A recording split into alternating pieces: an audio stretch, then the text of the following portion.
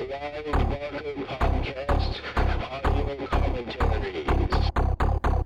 Thanks to your generous donations to our Kickstarter funding campaign, Clive Barker Podcast presents Fundraiser 6, Bill Seeker.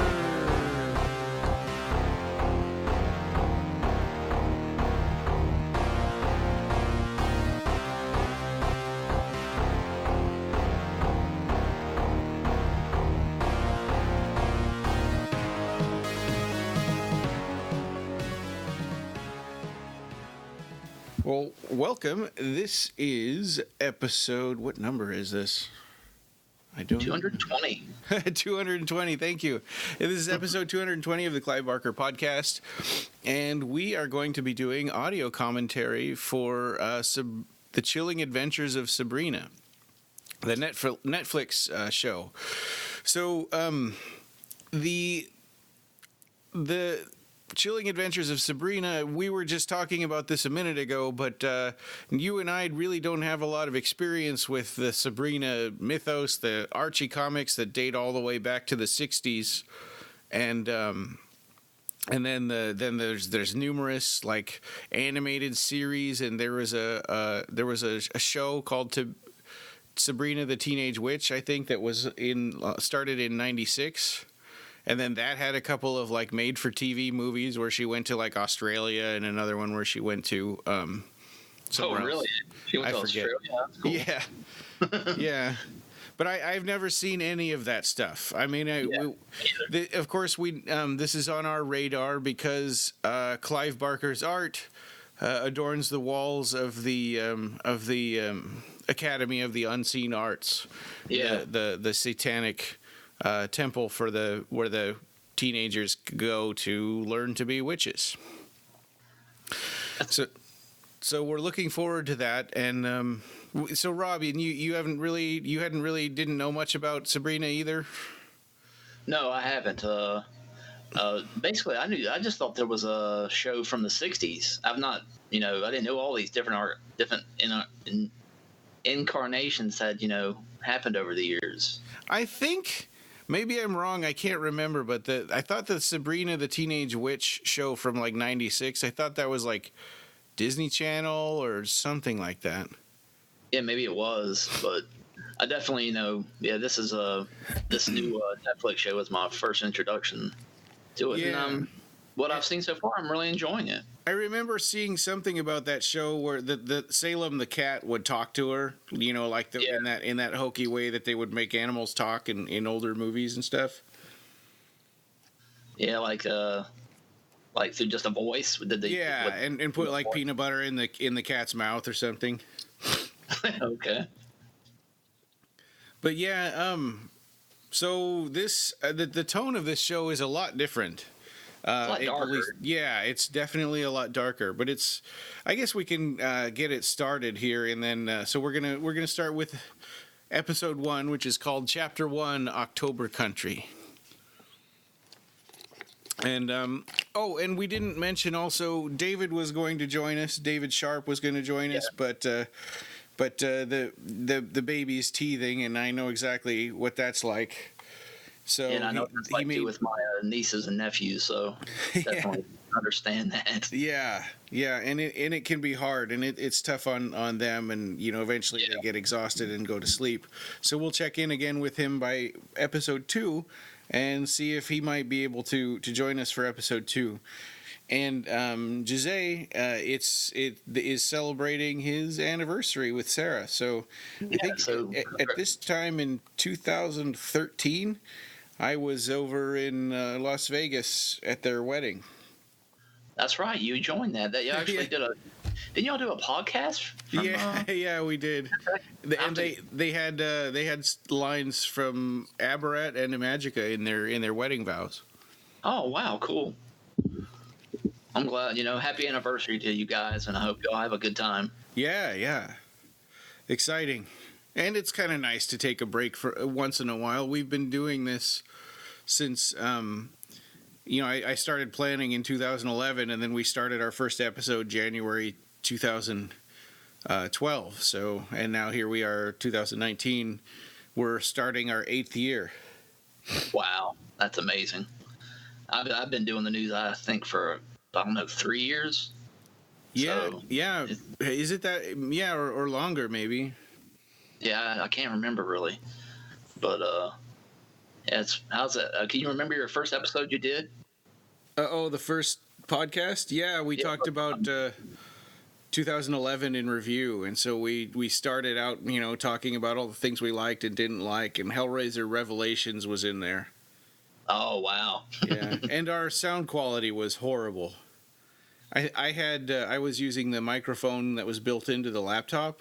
Yeah. And Jose had one of those little plastic gaming headset ones that had the little microphone that comes around to your mouth from the headphones. Yeah. So our sound quality is tough to listen to when you go back. But you got to start out you got to start out with something. Yeah, and and it's I think it's nice to learn along the way. And we had the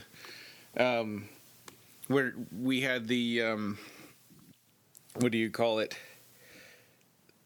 The luck, I guess, to be the only Clive Barker podcast. So yeah, exactly. So we were able to kind of evolve, and people put up with it.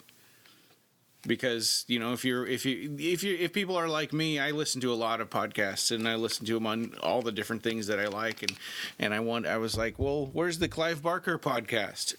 Because there wasn't one, so that kind of gave me the idea to call this the Clive Barker podcast, because we were the only one. Yeah, but I kind of regret it a little bit, because we do get people thinking that. People who don't listen thinking that that it's Clive Barker talking, because I can see where they're coming from, because if it was the Stephen King podcast, I'd probably assume he was talking. Yeah, but if the emphasis was supposed to be the Clive Barker podcast, like the only one, but so we're kind of moving a little bit towards. We also call it the Barker Cast, which is our Twitter handle. And Jose kind of likes that idea and moving more towards calling it that. But anyway, so we've got Sabrina, The Chilling Adventures of Sabrina, 2018 show. We've got it queued up on Netflix for episode 1. And I'll do the countdown. So Alrighty. Get ready to push play in 3, 2, 1, go. I'm going to turn that down a little bit. Mine's kind of loud.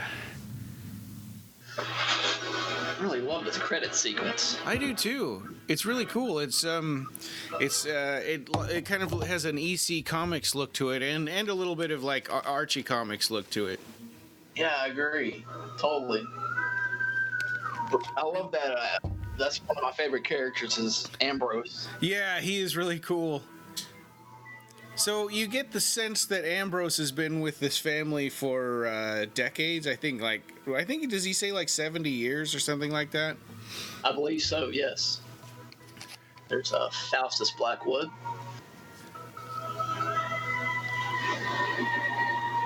And the Dark Lord. Yeah. It's all this show is also based on a current comic book of The Chilling Adventures of Sabrina, which was created in 2014. Yeah. Which is the artwork is done by Robert Hack, and the letter is Jack Morelli. Yeah, and that's kind of a reboot of the Archie comic to make it a little darker. And what would it be like if there were real witches, worshiping the devil? It wouldn't be as cutesy and stuff as the old. Oh yeah, the old stuff. I'm assuming. I can't really say much about the old Archie comics because I don't know anything about it. But I know, they were kind of goofy. They had, like, the Archie comics had that guy that wore a crown all the time, Jughead. I don't know what you're talking about, though. That sounds crazy. Yeah.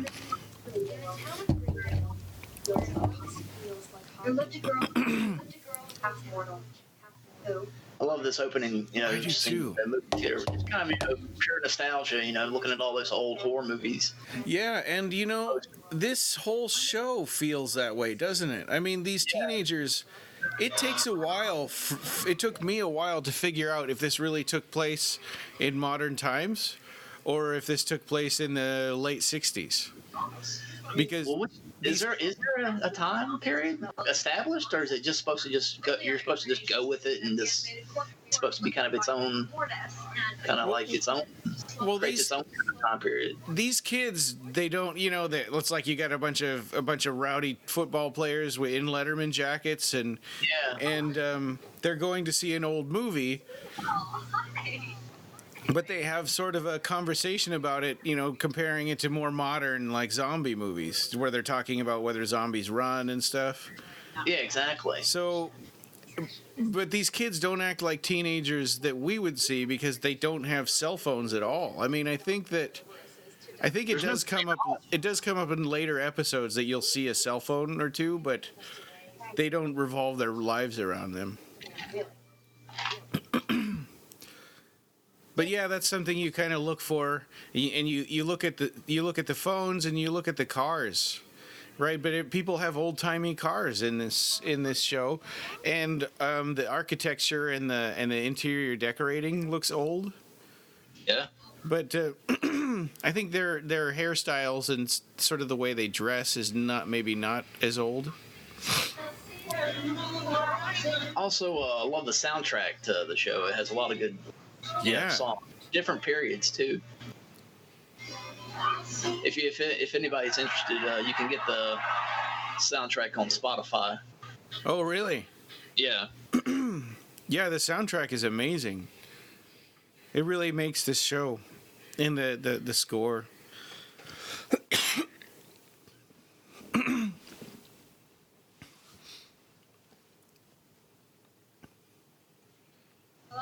And the shots, the way they shoot the show, it kind of looks like you're watching it. I mean, almost like the comic book has come to life. The shots they choose are like panels. Yeah, I don't know how the directing works in it, but it's really good.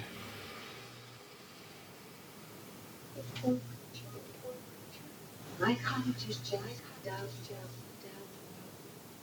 All cleaned up. Call Dr. Saperstein in the morning.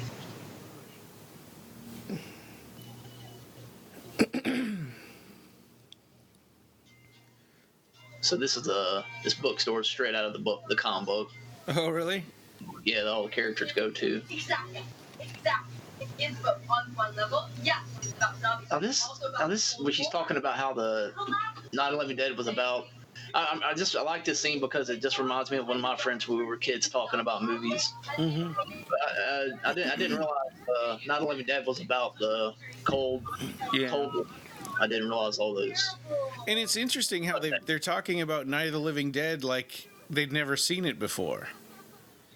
Yeah. And it's like everybody's got old-timey cars, and it seems like they really intentionally want to make the time frame for the movie or for the show ambiguous. Yeah, I think you're right about that. That's why it's so hard to kind of pin down. It's a little bit like a sort of a dream world in a way. Yeah, just the way this scene is shot. This feels, with the fog and the lighting and yeah, it really feels like you're reading it. You're like watching the comic book come to life. As I looked at some of the panels before we started recording this, and it's similar, even as far as like adding like the fog and all that kind of stuff, the colors that you were talking straight out of the comic book. Yeah, and it's interesting like when there's a part where they're in a Halloween party later on, I think in episode 2, where the lighting is all kind of orange and it's got this sort of Halloween feel to it. Well, it's all. I think it's set during the fall, since it, October, so that they're trying to maybe capture that kind of fall feel. Yeah. These kind of, kind of brown, orange, colors, and green. One thing that used to bug me a lot was when they would hire a bunch of like 30-year-olds to play teenagers. Yeah, and this show doesn't feel like that at all, does it? Yeah, they got. I think actors that looked appropriately for the age of the characters. Yeah, they're probably more like 18, 19 or something. Yeah, this actress here. What's her? I'm trying to find it. I don't know if I've ever seen her in anything, but she does a great job.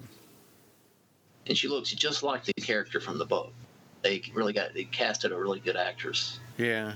I feel really terrible for this poor teacher. Yeah, I do too. This was one of the first shocking moments that got like, whoa, Yeah. you know. I didn't know what to expect. The kind of, you know, tone of this was going to be kind of still kind of, you know, hold back on the violence, but this seemed kind of, you know, they're going a much more darker route with this show. So I just noticed that crucifix above the fireplace. We should watch later to see if that disappears or turns upside down. Okay.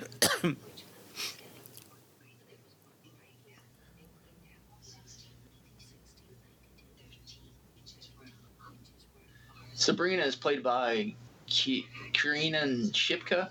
Oh. And this is, I think, her first really big, you know, Yeah. work. She's not, you know, just done a lot of Supporting roles. TV work. I guess, you know, this is more TV work, but Yeah. this is her first starring role. But they kind of blur the lines. Netflix and online stuff like this kind of blur the lines between what's a TV and what's a movie. Yeah, I know.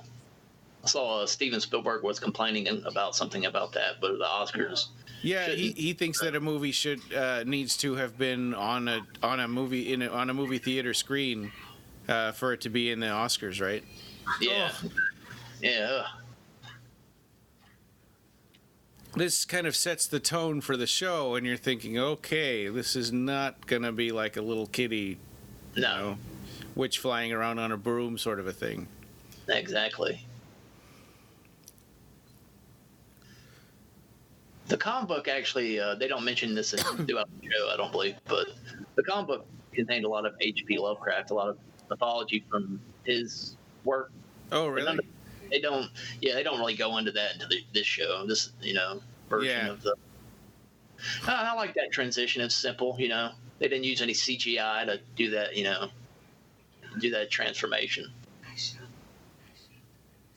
of the little girl to the woman or the teacher. The show was shot in Vancouver, Canada. Oh. Looking that up, saw that. I think next month the second season is going to start, which kind of, you know, threw me a little bit. It's like, you know, we promised so much in our Kickstarter. I would love to just keep on going and do audio commentaries for all of these, but I just don't think there's going to be enough weeks in the year if we do that. We might have to save that for the next year. I think so. So have you watched this the entire series? I've gotten up to episode 5. Oh, okay. Because I keep rewatching them so I can familiar, you know, just be familiar with the material as we watch them. I watched the whole series when it came out, just, you know, for fun, and then. But I don't know if I would have or not, you know, if it weren't for hearing about the Clive Barker paintings. Yeah, I don't think I would either. Maybe I would, because Netflix kind of really, when there's a new series of theirs, they really kind of shove it in your face and they make that huge banner across the top. So maybe I would have given it a try. Now that you mention it, Nancy, I did wake up once or twice. I remember the week. Now this is the actress Lucy Davis playing Hilda Spellman.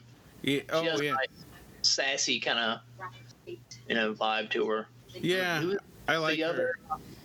Who's the other? Her sister? Is that her sister? Yeah. So Aunt Zena or Z? I forget. The one Zelda. with the Zelda. Yeah, the one with the newspaper. Yeah. So she is like super strict. Don't embarrass me. Be part of the Church of Night or whatever. And the other aunt is kind of more like Follow your heart, you know. Yeah. or just doesn't seem to be pushing it on her as much as the other one. Yeah.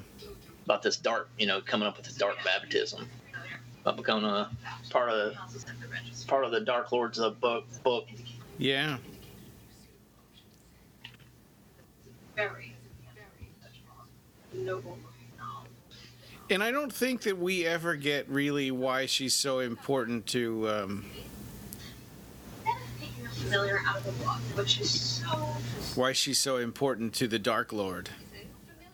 Yeah. That might come up later in the series. But I've been practicing. Or for people who've read the comic book, I guess they might know. Out there that I'm volunteer. What about your baptism? I have, as a matter of fact. Ambrose is he's played by actor Chance Perotimo. Yeah. Oh. And this is really his first big. Yeah, I don't think I've seen him before either. He looks so familiar. But I don't know that I've seen any of the actors in this, except for her principal, right? Yeah, what's his Belky. Yeah, he was Belky Bartokamos in Perfect Strangers. Yeah, he's done a lot of stuff. And he was in Dawn of the Dead, the original. Yeah. He was like a TV producer on their TV station before they flew out towards the mall. And he was he played Surge in Beverly Hills Cop. Oh. That worked at the art gallery. I always thought it was weird to see him talking without his Perfect Strangers. Did you ever watch that show? No. Oh, okay. That was like an 80s sitcom where he was like coming from this made-up country and he was living with his cousin. And so it was sort of an odd couple thing. And he would like bring a goat into their apartment and he would do a dance of joy. His name's Bronson Pritchett. That's his name. Bronson Pinchot, I think. Yeah. Oh, Pinchot. Yeah, but when I see him, I just think of Belky Bartokamos. I'll have to watch that. Yeah. I'm waiting for the right time. But it will never be the right time. That's why you must rip this particular band-aid off. I just like how Ambrose is so, I don't know, kind of laid back, Yeah. It's almost like he's under house arrest, right? He's kind of stuck in the house, so he can't leave. Which you'll stay younger longer. Because for your gifts in the Academy of Unseen Arts, where your father was headmaster, you will belong in every sense of the word. I know. And I want all those things. I do. There's also a lot of references to the character names. Some of the character names are references to the actual Salem witch trials. Oh, really? That period of time, yeah, with that period of time when all that during that I guess was it the 17th century? Yeah. 16th? Yeah, 17th century is the 1600s. Yeah. When all that stuff was going on, I'll try to point them out because I found an article that talks about it. I pronounce my intentions to be. Come forth deeply and equal to be. Not master and servant, but familiar. I think she originally appeared in Archie Comics in a little like side story called Sabrina, that cute little witch, that started in 1962. Oh. So this story is actually way older than us, and goes back a long ways, but way before that Disney TV show.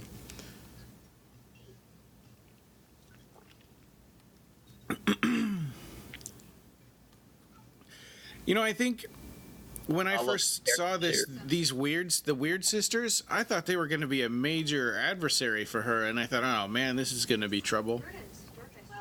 Yeah. And are we to assume They end up being kind of helpful in some ways. Mm-hmm. Up and some of the episodes. I wouldn't want to be named Dorcas. Why? You don't like that name? Just not working No. for you.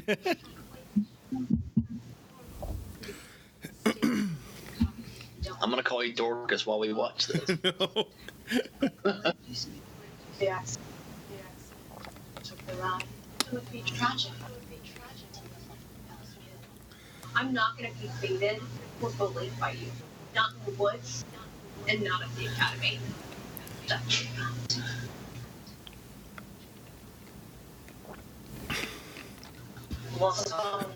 I think this show is interesting because it seems like, even though it's set in this sort of satanic cult or satanic coven world, it seems like it's really all about feminism, and freedom versus servitude. Yeah, I saw you say that in the notes, and I actually looked up another article that says like how each incarnation of the Sabrina the Teenage Witches is a symbolic of feminism through the years. Well, that's cool. Yeah, it also deals with other things. And I liked how the show dealt with bullying, and how we shouldn't tolerate that kind of stuff, And yeah, look at all of those cars are old. Yeah. Yeah. Hey, girl.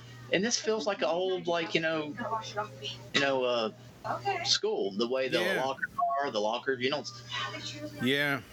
I am Christy. I let water wash the hex away.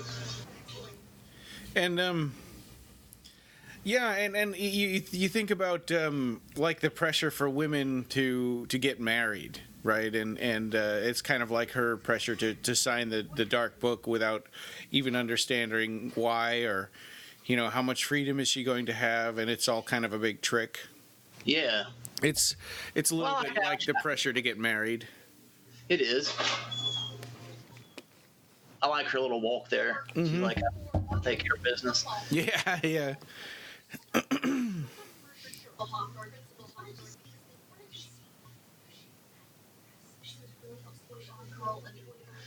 That character's name, and she's her friend that was being bullied. Yeah. Last name Putnam. That was Right. also it's also the last name of a family who played a prominent role in the Salem witch trials. Oh, yeah. Thomas Putnam was one of the major accusers during that time, and his daughter was as well. She is living. So that's interesting. That's from the play, right? The that 50s play about the Salem witch trials. And now why can't I think of the name of it? Yes. I can't believe he said she should just find another school.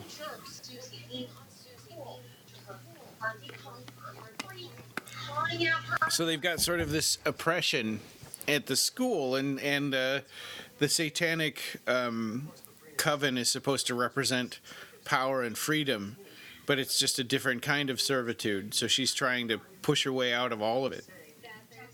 Is that what everyone's telling me? No. Perhaps I can do this. I thought this actress right here was who is it? That actress from They Live. Can't remember the name offhand, but it's not. It's actually somebody else. I've not seen any of this woman's work, but she looks vaguely familiar to. She played Evil in too. Gosh, I can't remember. Michelle Gomez is her name. This actress. Oh. Parent. I'm sure that I've seen her in things before, but I can't think of what. Our assistant. She was in the Doctor Who TV show.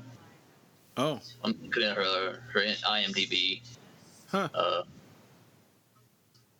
Gotham. Oh, I haven't watched that.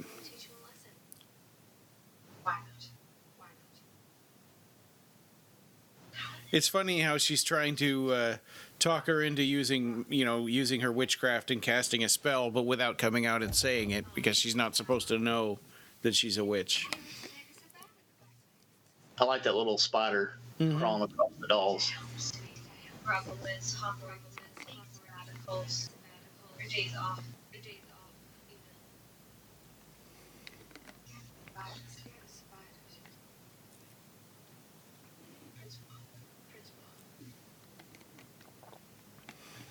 she has a look of a witch. That woman's her nose. Yeah. Her face, Right. facial features look like one. Mm-hmm.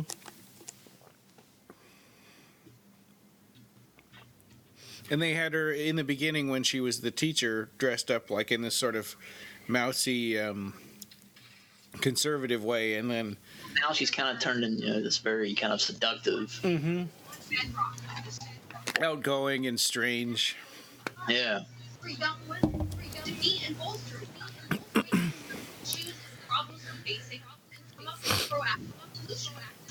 You mean like a club to topple the white patriarchy? Wait, what? Exactly. Hey, does she have like an Archie Comics thermos? Yes, she does.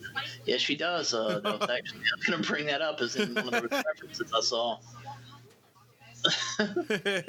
That's pretty cool. Yeah. Well, and this town of Greendale is supposed to be sort of adjacent to Riverdale. Like it is taking place in the same Universe. world. Yeah. And have you watched the Riverdale show? I've never watched it. No, I have not. I've heard that that is also supposed to be like a little darker than the Sabrina. I mean, than its original, origins, and then these were originally going to have a crossover, but then they decided against it because they didn't want to distract from their own stories. Yes, maybe they can do one down the line, but maybe right now just hold off on like crossovers for Yeah. They're doing that a lot too much for my taste, in my opinion. I think so too. I watch all these DC shows on Netflix, Yeah. and I cannot. It's just impossible to figure out when you're supposed to watch which crossover episode at what time, because it's like I'm watching all of the Flash, and then I'm watching all the Green Arrow, and then I'm watching all of the Legends of Tomorrow, and you never get the order right for like when you're supposed to see, because I don't know what days they aired, on regular TV. Exactly. And you get lost, and it's just like, well, I don't know what's going on. You lose interest. Yeah. And I think more and more people aren't watching TV like that. Yeah. I don't like the crossover events. Because I watch, when I watch a show, I'm just watching that show until I'm done with that season, and then I maybe go on to something else. Exactly. Well, this was just. Well. I think this is also something sort of interesting that this subplot about the guy who was a witch that was stabbed to death. Yes, I don't know much about the subplot. I said, I've watched. I don't think it doesn't get resolved in the whole first season. Oh, really? But it's sort of a mystery, and Ambrose brings up, I wonder if there are possibly witch hunters. But which seems, because he's bringing it up, it does seem kind of likely, but nobody else wants to give any credence to that. And then it doesn't come up again. Well, it does. I mean, he goes and looks for the iguana, I think. But yeah, we'll get to that later on. Saying it's the information. You really can't tell us? You really can't tell me anything about Only that it's. Well, there is one. I guess in one of the episodes down the line, that Riverdale you were talking about how they were wanting to cross over. Yeah. Shows. I guess there's a character named Ben from Riverdale. He makes an appearance in this show. Oh. Eventually. Okay. So I don't know. Is he a pizza boy or something like that? Because that's the picture I'm looking at. Oh, okay. On this reference page. We'll have to watch out for him later on then. you can see it. So that's that jean jacket with the fuzzy collar. I used to wear one of those in like the 80s. Yeah, I like those style jackets. Yeah. I never could wear one. I was too big, but I always wanted to wear one. You guys out. But it seems like Not saying bye. there's sort of a melting pot of time periods in this show. What? Yeah. Again, I think that was probably intentional. Like her jacket, like her coat. Yeah. I don't know when that's definitely a time period of. It looks like a 60s kind of style. Yeah, exactly. I think each character is maybe deliberately the filmmakers did that with each character to try to capture a different time period, maybe. Yeah, and she's got a friend that kind of looks like a 70s sort of Black Panther-ish, Yeah, that civil rights activist sort of a character. the one that loves books. Yeah. Yeah, I'm trying to. I can't remember her name right now.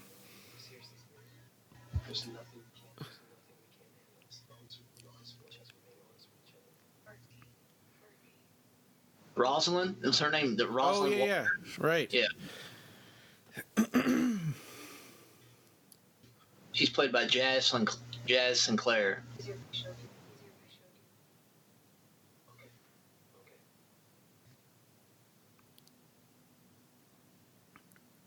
I love the forest in this show. Yeah. The shots of them walking through the forest are some of my favorites. Vancouver's got beautiful forests. If you've ever watched the X-Files or anything like that. Oh yeah. These seem similar to the X-Files where they shot maybe some of the outdoor scenes in the X-Files. A couple of times I've been to Vancouver. We took trains over there. I don't know if you can still do that with the way security is and stuff, but yeah, they got a lot of moss on the trees. Yeah, a lot of really old forest.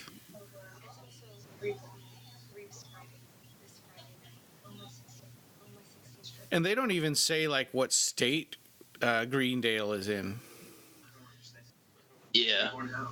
Again, I think that that's kind of cool that they don't do that. Kind of just gives it its own world. Yeah, and they don't have any real discernible accent. They just speak regular, accent that people on the West Coast might have, or you'd see on like TV news anchors and stuff.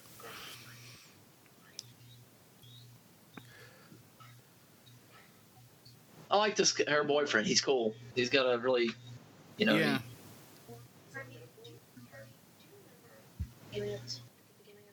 Harvey. I mean, he's just. Yeah.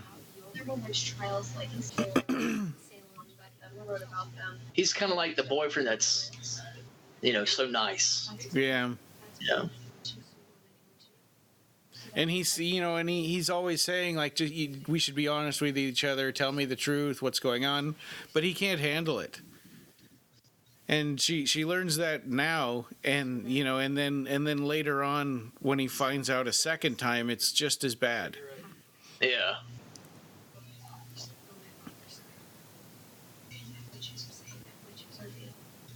My father was born after this weekend. Baptism. Find my name in the dark woods.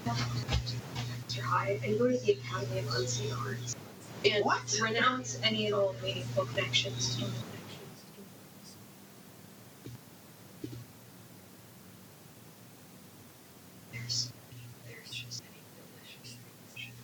She can kind of cry on command, which is pretty cool. She does that a few times. They don't look, usually sometimes actors, they have to do this process with fake tears. I don't know, there's something they give them. Oh. Yeah, she really looks like she's crying. Yeah. Gone from your life and you not know why or blame yourself. I know it's a lot to take in. That you're a witch? Sorry, a half witch? Yeah. Yeah, it is. Don't forget I said anything. Those adopted parents of the boy who's murdered. Yeah. There is another reference. They're named. It's a Kemper. They're named Mr. and Mrs. Kemper. The Kemper name is also the Ed Kemper, a real serial killer who's depicted in the Netflix series Mindhunter. So I've never watched Mindhunter. So if anybody, they must, been the filmmakers, took that name from that show.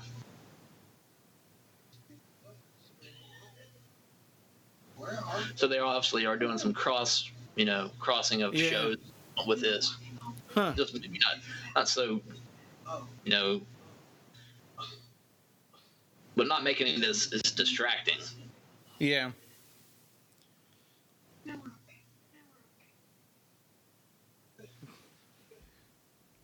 okay. I don't.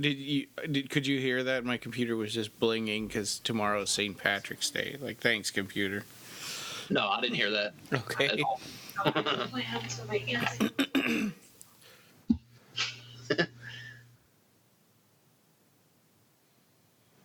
I love the fall, this time of year. The cool looking pumpkins. Yeah. I love how it's set during the late October, because that's being my birthday. I'm kind of biased to it. Oh yeah, yeah. I just love. Is your birthday right on Halloween, or is it like I can't remember. Is it near there? It's right on Halloween. Same as you have the same birthday as Sabrina. Yeah, me and Sabrina. So maybe that's why I'm so considered so evil over the years by people. Yeah. In every way, this whole situation is possible. It's impossible. I love Harvey.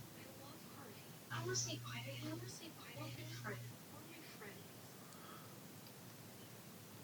She could just bring them with me. That old hearse looks like it's from the '60s too. It looks like the Munsters. Didn't the Munsters drive a hearse? Yeah, I think so. Yeah, it kind of looks like the. Was that was Dragula, right? Yeah, it wouldn't be Dragula then. Dragula wasn't a hearse, was it? No, I don't think so. It was like a hot rod kind of a thing. Yeah. I'm just mixing things up then. Maybe it was the Addams family that drove a hearse. Yeah, maybe.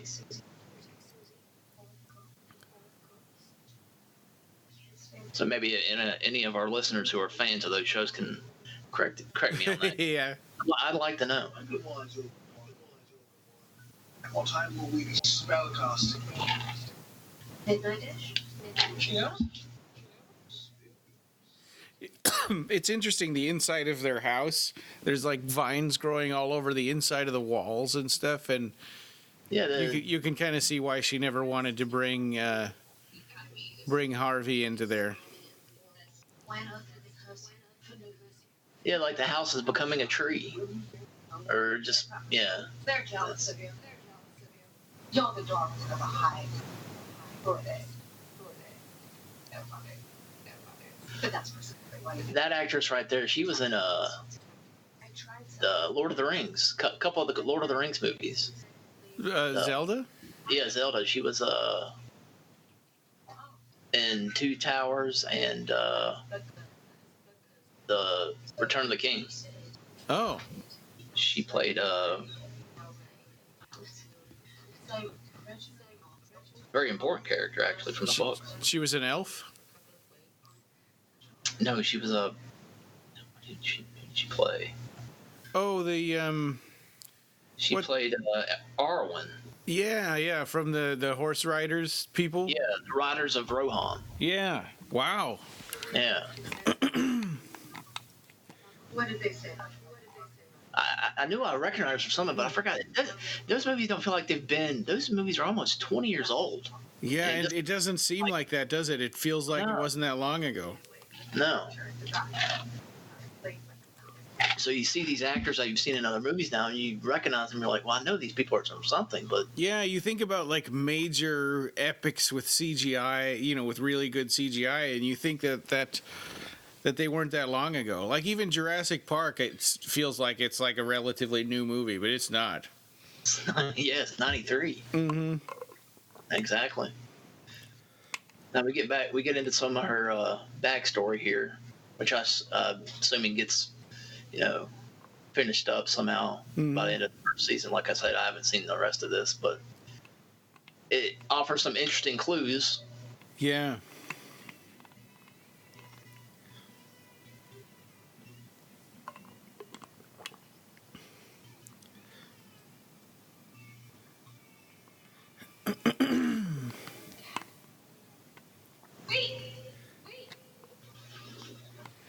Yeah, it's like you kind of wonder if her parents were really trying to give her a warning that they would do. You'd think they'd do a little bit a better job or try to make it clearer. Yeah.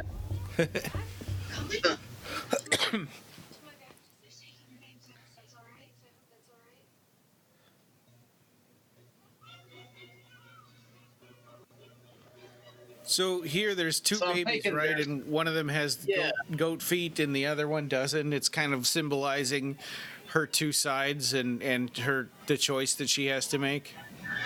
Oh, okay. Because she's their baby, and it's like, well, which one are you? So I think a part of the dream is really just her anxiety about what she's supposed to do.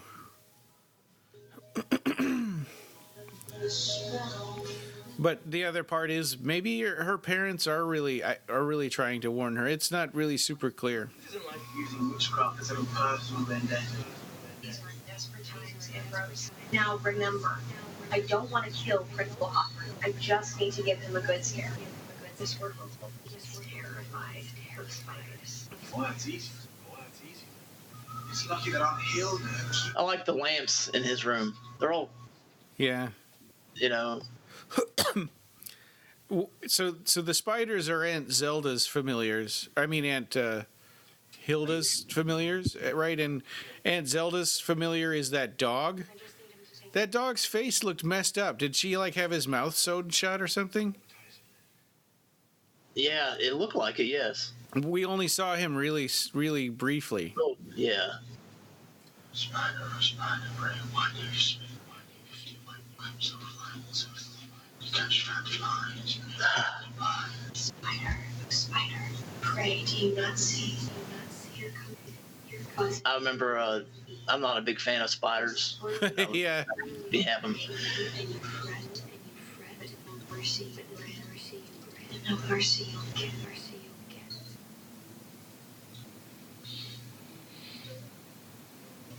That would be horrible.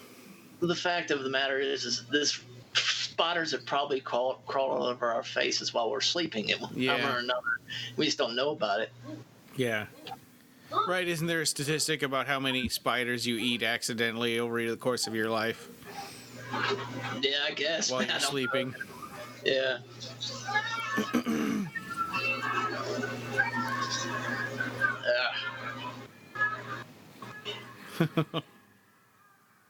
And he's got to see those vines running up the hallway and stuff. That's interesting. It's like the vines are, becoming a part of the. Yeah, almost like the house is a part of the woods, and the woods. Yeah, it's a part of the woods. It's going to become like a part of it. And the woods represent witchcraft and the secret history of Greendale. Yeah.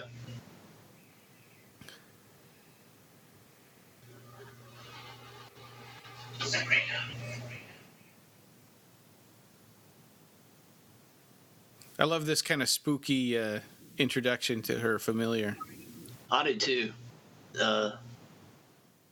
Show yourself. Salem.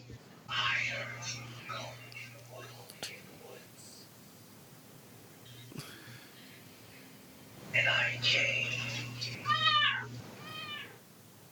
Which Salem was the name of the town in Massachusetts. Right. Which was known for the witch trial.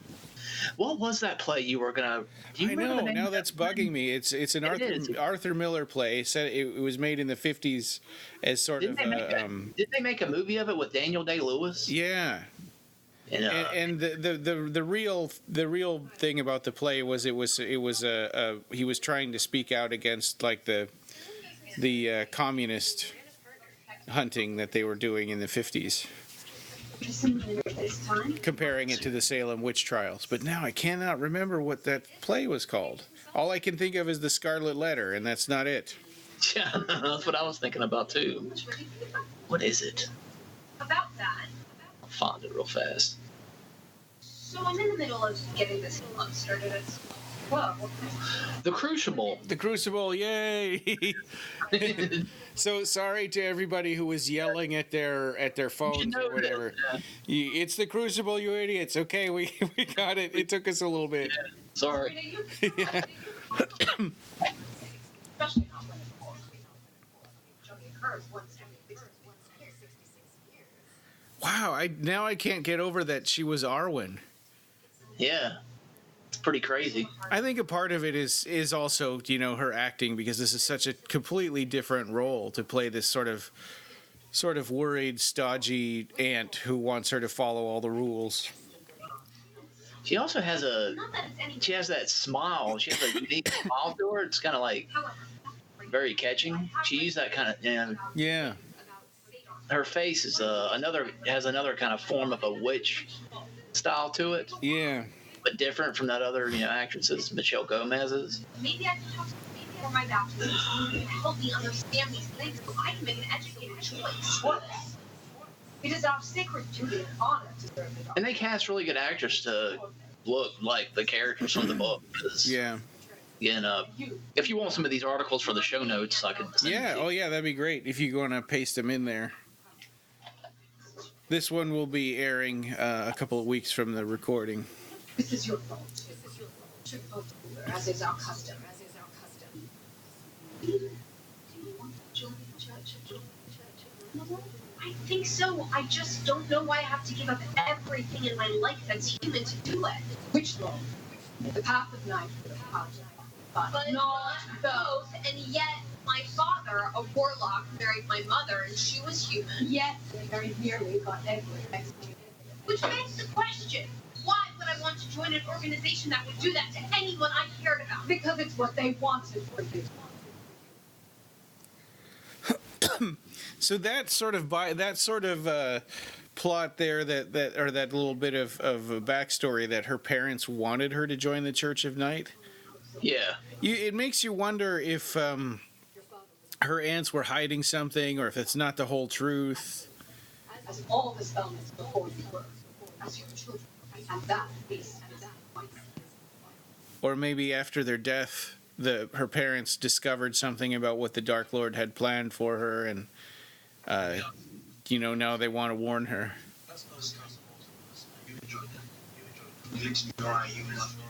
Yes. Orders. You realize your gifts that euphoria effect. The dog's name that we were talking about earlier with Zelda's familiars was named Vinegar Tom. That's also the title of the 1976 play set during the witch trials in Wow. England. In the play, a character has a cat who serves as a familiar named Vinegar Tom. Oh, wow.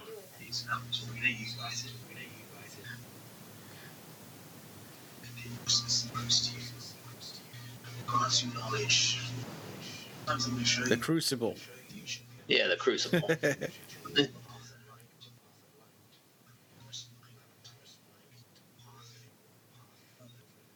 The Malice, that means evil apple, doesn't it? And interest. Yeah, yeah. Oldest tree.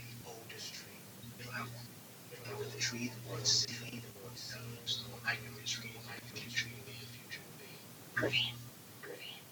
make sure there are no worms in it.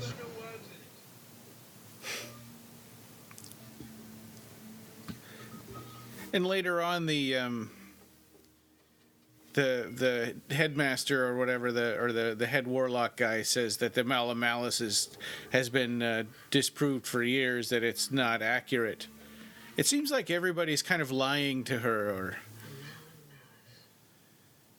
It's mostly adults, too. yeah, It's strange how that, it turns out to be true when you get older. A lot of adults end up being liars. yeah. They're trying to kind of push you into what they think you should be, and that's a big plot, a subplot for Harvey, right? Because he wants to be a comic artist, and his parents or his father's really pushing him to work in his mine. Yeah, he doesn't want him to be anything outside the norm. Yeah.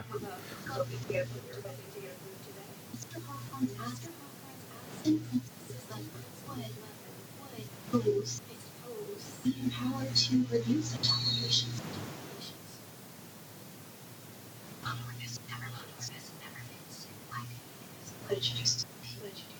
And that the receptionist for the principal,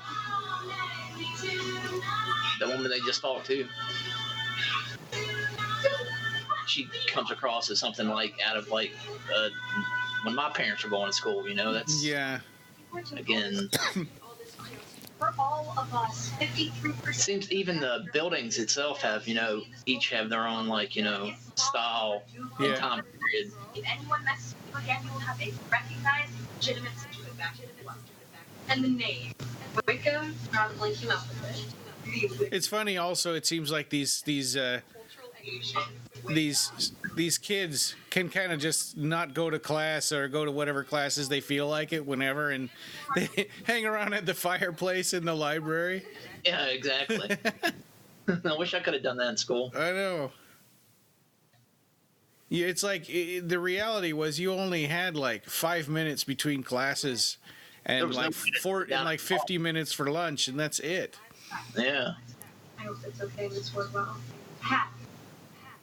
But she spends like zero time in screen time in class, and all of it's either talking to faculty or in their offices or meeting her friends.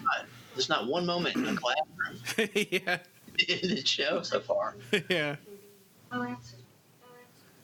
There is a possibility of me. Because it's like the social dynamics of the school are more important than the education. Yeah, exactly. We're in the hallways at school. Yeah. How that works, but right. Never a classroom.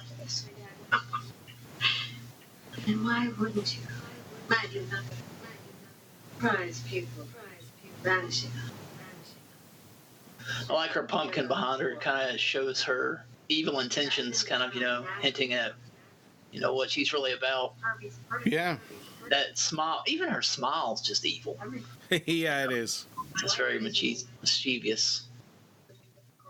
But she's also sort of freed in a way. It's like the teacher that she was mousy and conservative and yeah, she had her hair up and she was looking down at the ground and seemed kind of repressed. Yeah. But and this and now she's so different and so strange, but it doesn't seem like the kids pick up on it, or not enough for it to really bother them or catch them off guard. Yeah.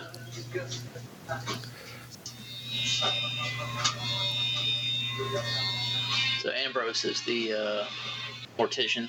Yeah, does he do all the work for this? What do the other aunties do? What do they do?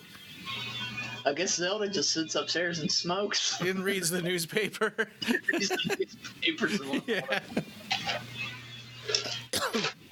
They just complain, it seems, to each other. Oh, well. Sorry, they're playing. Yeah, they also do crossword, doing puzzles. Yeah, those are huge pieces too. That's like probably a 500-piece puzzle. Yeah. Except I'm hoping.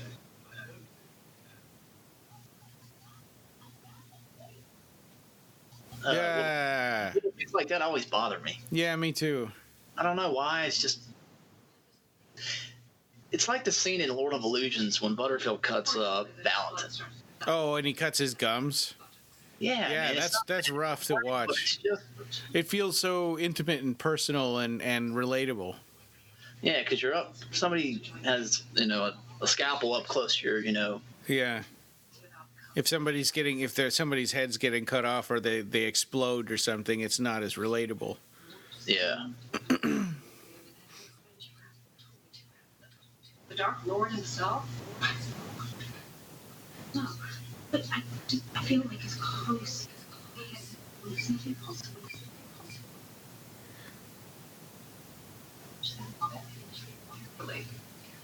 Every single drop of blood through Sabrina's alignment during the baptism.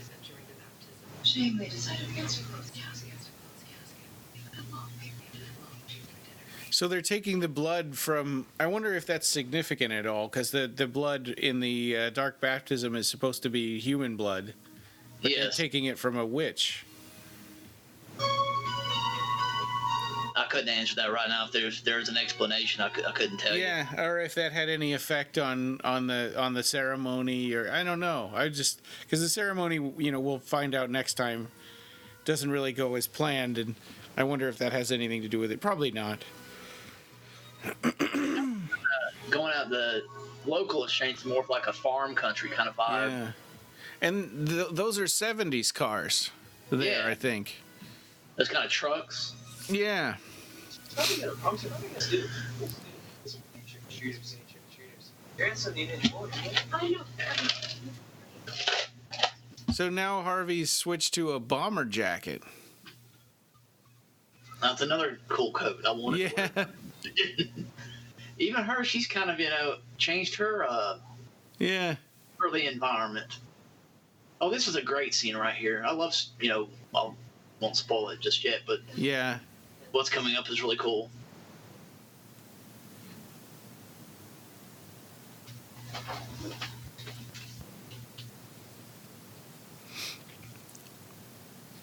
Hickory, hickory, hickory, hickory, there shall this grow good.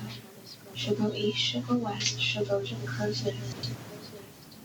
Hickory, hickory, hickory, hickory.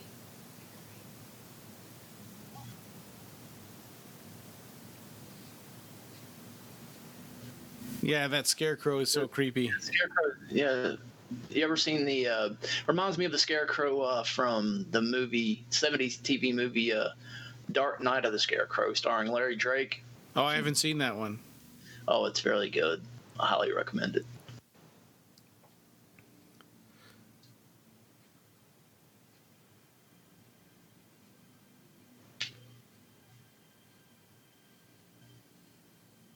They must have been carving a lot of pumpkins during this show. I mean, because there's tons of pumpkins throughout this.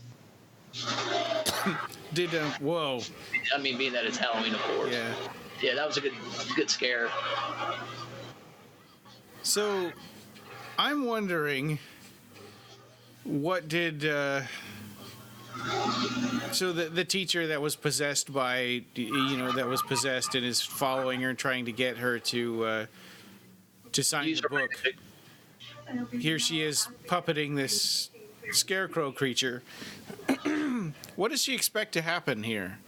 I mean, really, all she needed to do was scare her away from getting the apple. But instead, It seems like this thing is going to kill her. Yeah, no, exactly. That seems to be the intentions. Yeah. Or maybe chase her out of there just to get her away, I guess, from that area. But Salem comes to the rescue. Yeah. It seems like she's got a better familiar than most. Yeah.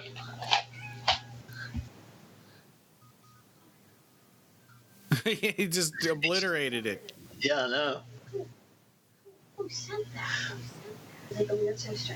I read a post by Jose the other day. He said, it was a black cat, and it was, what was it? I can't remember the image. It was a image of a black cat with some, I think it was like a, let me see. But he said black cats are the best because they have a black cat. Yeah, Lucifer. Yeah.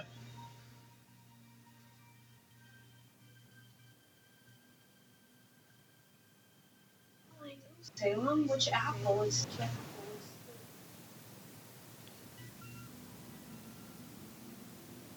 Palace.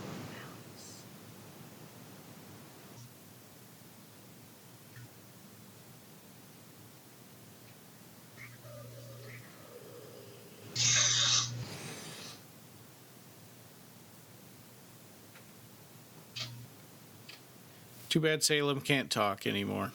Yeah. He can only hiss. Yeah.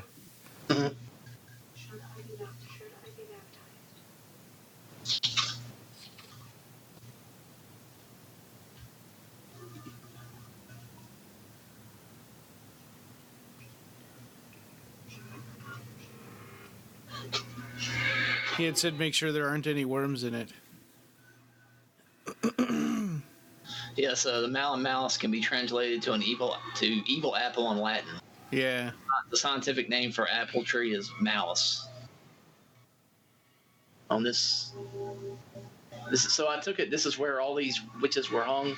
Yeah. This area. So she picked the worst tree to get this apple from, and he said make sure there aren't any worms in it. So maybe she picked a bad apple.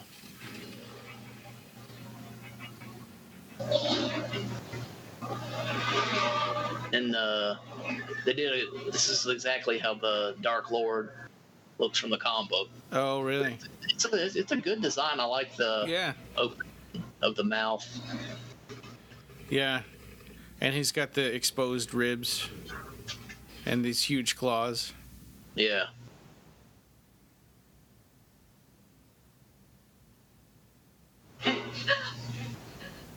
Pumpkins in the truck. Why didn't you? Aww. Who's this little guy? Let's try. Taking them home. Really thought of you as a cat person, but okay.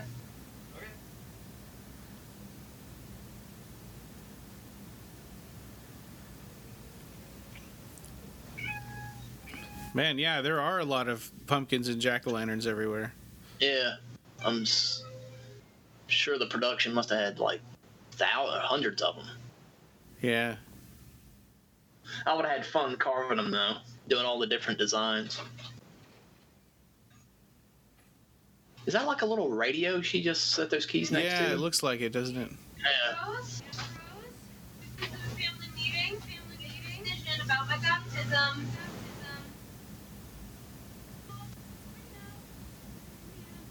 This is where she meets Faustus Blackwood. Oh, yeah.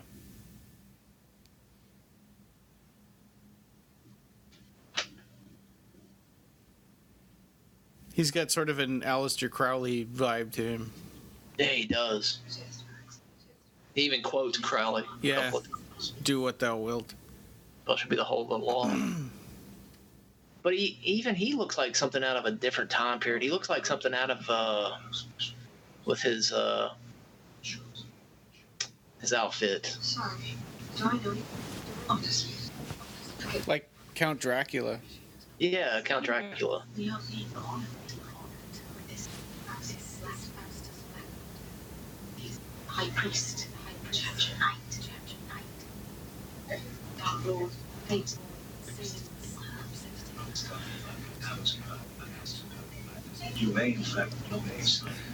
The name Faustus Blackwood is, I think, inspired by the writer who wrote the Tale of Faust, and another writer who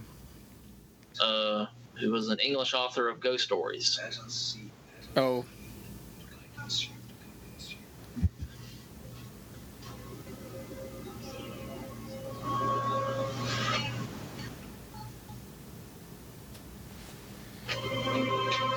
Okay, let's see if we can get the credits to keep going on here. I gotta go. It's right to the next episode.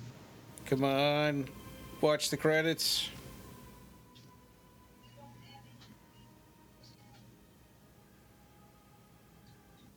Oh, it's skipping. Yeah, mine went right to the. Okay, well, we'll just talk for a little bit here, and assume that the credits are going to go about 5 minutes, because we want to start the next episode on our own time, not when Netflix tells us to.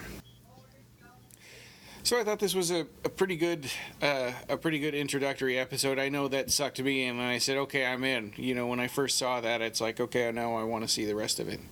Yeah, definitely. I think, you know, altogether it's just a really good production. I love the backdrops and the cinematography and the direction and the acting and the sound. Yeah. It seems like when you have a well polished machine, this show seems to be working on all those levels. So that's when you know you have something successful. Yeah. Because you're right, the cinematography is excellent.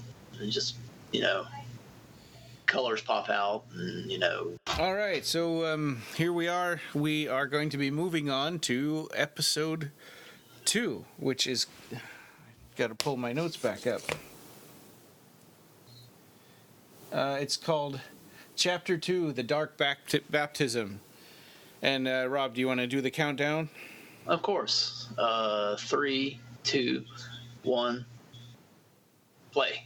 Okay, so we're trying to do this so that we still keep the intro and everything in here. So we're starting right before the Netflix logo and the intro and stuff.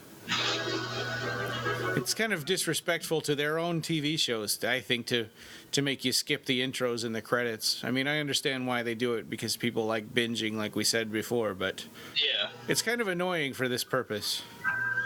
I think it's an entertaining opening as well. I'd love to keep watching. Yeah. It's a good way to set each episode. Yeah. To get back and it sets the mood. I don't want it to be like one big long TV episode that's like, 11 hours long. I want to have the beginning and the end, and I don't know. And Amazon Prime does it too. It's not just Netflix. And I don't know, I don't have any of the other streaming services like Hulu. Maybe they do that stuff too. It seems like a trend. It's just a way to keep things moving, it seems. Yeah. Yeah, and before you know it, it's 3 o'clock in the morning, and you're like, damn it. Yeah. I was supposed to go to bed. Oh. So this opening title, I don't know if we mentioned it the first time around, but it seems to combine, you called it kind of like motion. Is that what you call motion? Oh yeah, like motion comics, like that Books of Blood one that we covered. Yeah. That came out from Madefire.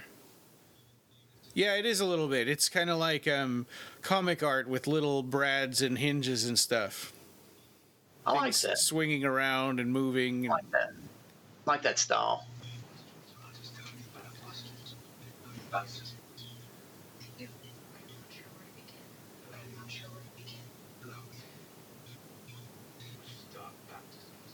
Dark baptism is our most secret.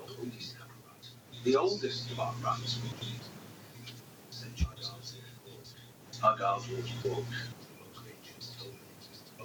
So here's Faustus Blackwood giving his pitch about why she, to be a part of the coven. They always make it sound very good. He says it's largely a symbolic gesture, and it's like, not true at all.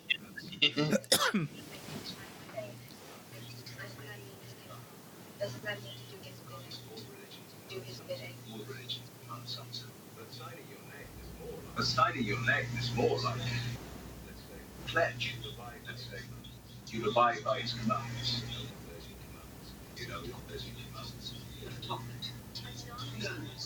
I'm not an evil person.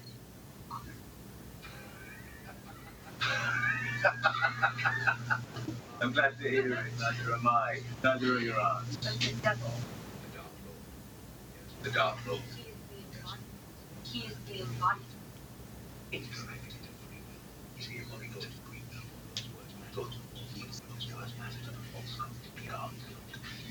Beyond such precepts.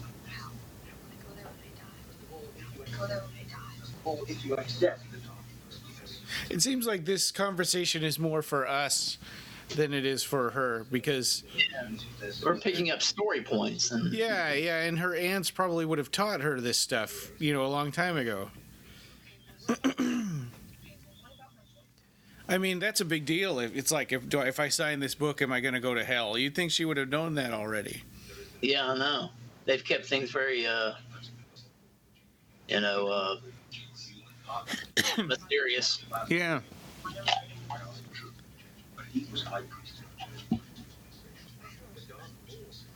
The Dark Lord, Satan himself, blessed the union of your warlord father and then. No girls at the Academy of Unseen Arts have suggested that my parents... So the Unseen Arts is where we'll see Clive's artwork. Yeah. Okay. And I can't remember what episode that starts in. It might be 3 or 4.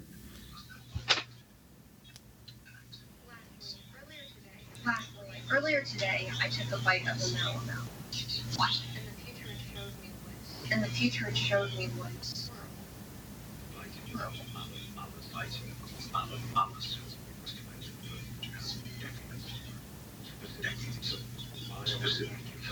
Wild inaccuracy.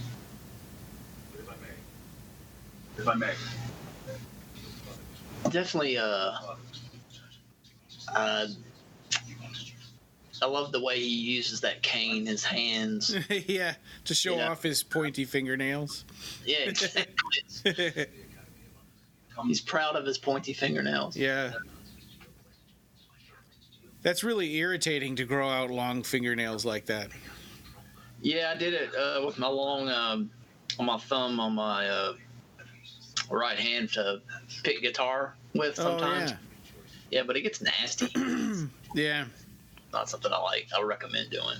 It feels like something you need to take care of, like it just bugs you all the time. Yeah, it does. I wonder if those are fake nails that he's got, or if this is, this actor really grew them out. I'm probably fake. Yeah.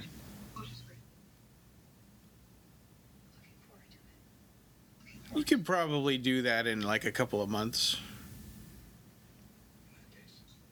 See Faustus. I'm looking for the actor who plays this role. There's one thing, right?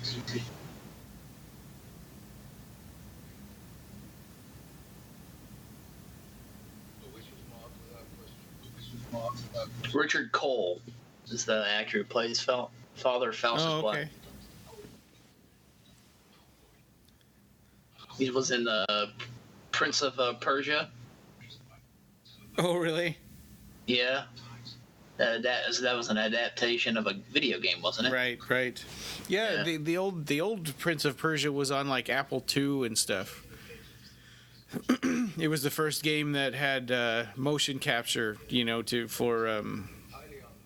where they studied movies from like an action star, and they made lots of extra frames to show the action of like running and jumping off a cliff and hanging on with your fingers and pulling yourself up and sword fighting and stuff like that. They studied like Errol Flynn and. Oh, cool. Yeah, so that was really, really cool for an old like Apple II game, and then they brought it back again in the 90s, I think, right on Xbox and GameCube, and I think that was what they based that movie on.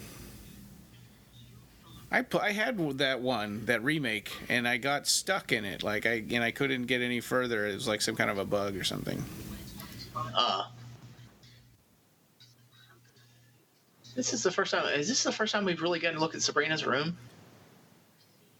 Maybe so, right? Because she went to Ambrose's room to do the spell.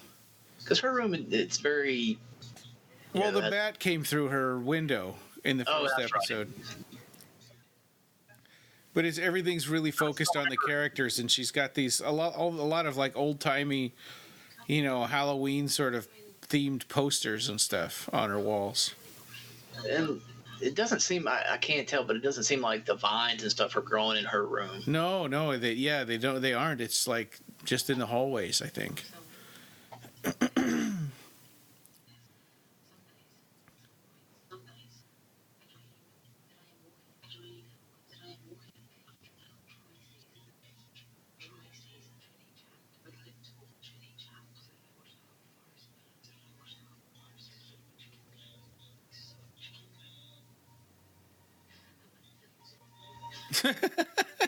I love that little switch there. I do too. And this is creepy with Zelda spying up there. Yeah. You can't really trust her. You realize you can't really trust her. Yeah. And I like Salem there in the background. Watching out for her. Yeah. So this feels like a more modern outfit, right, that Sabrina's wearing. Yeah, everybody seems to be kind of more modern in this scene. Yeah.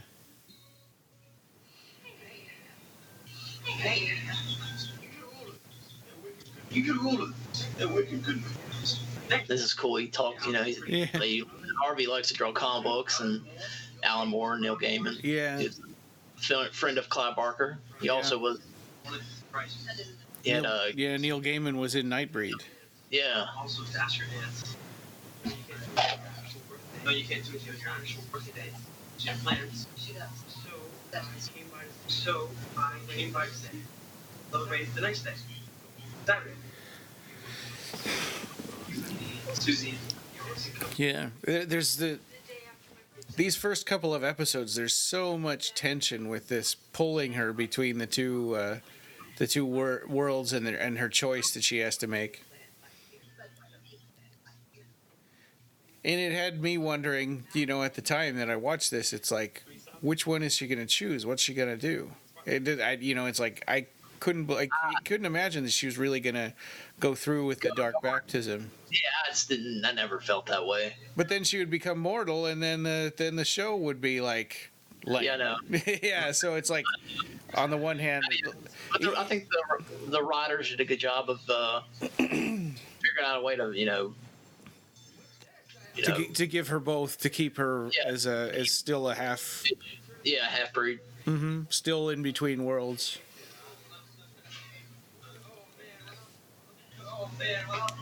These guys are so awful. Yeah, they are. What she calls them, dick for brains. Yeah. They have them all around the world in schools. Yeah.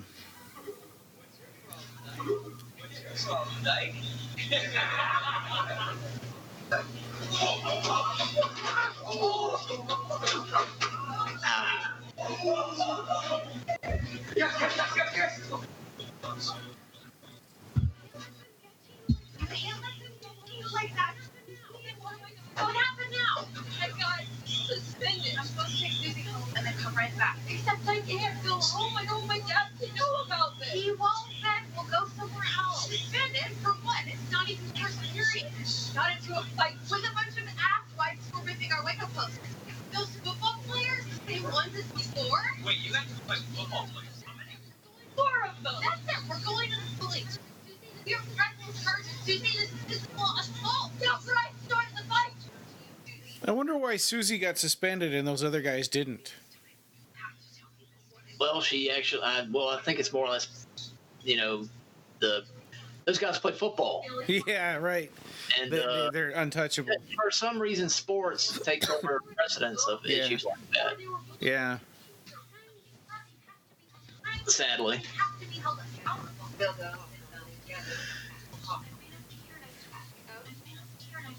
Oh.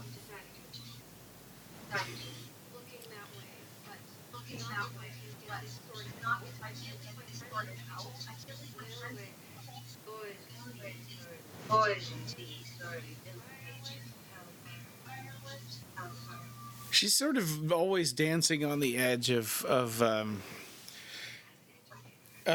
sort of letting Sabrina know that I know you're a witch.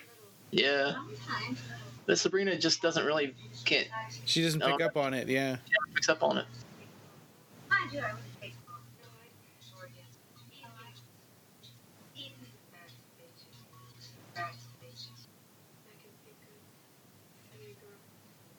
Oh, it's one of my favorite scenes coming up. When they handle these guys. Yeah, yeah. It's like really good revenge. Mm-hmm.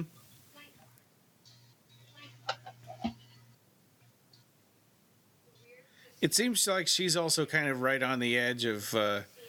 What is this object she's holding? I was going to ask. Yeah, I don't know. It looks like it's almost like a divining rod, right? But she's wrapping string around it. But I guess it makes her. It's a peace offering to these girls. Yeah, and they think she's there to beg them to take the curse away. They don't really believe that she's a witch or that she can do anything. It seems like they don't have any respect for her. Yeah.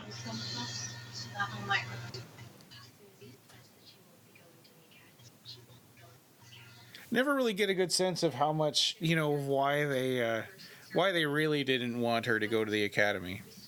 Oh, okay. But I think after this part,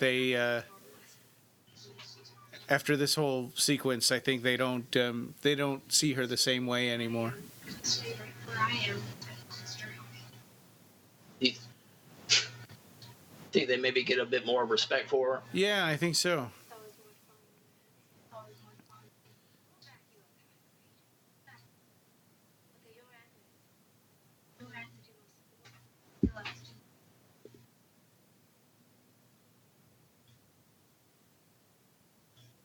And It's also interesting. I mean, we talked about how the theme of this is, freedom versus this is so horrific.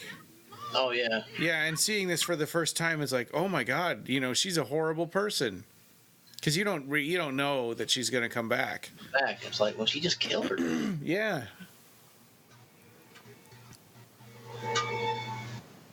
It's still a terrible thing to do.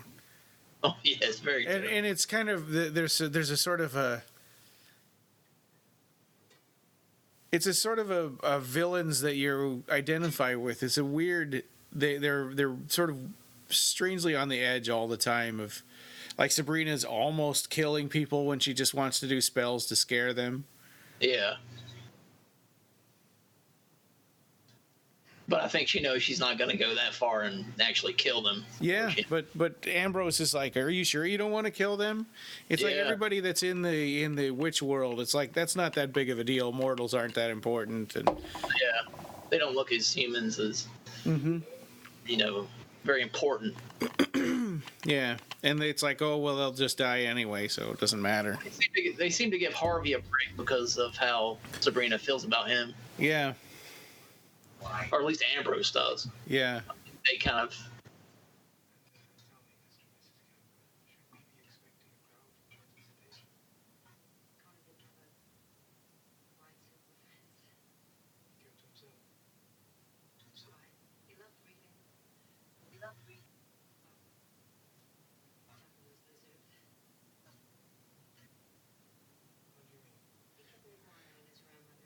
They love to smoke and drink a lot of tea in this house.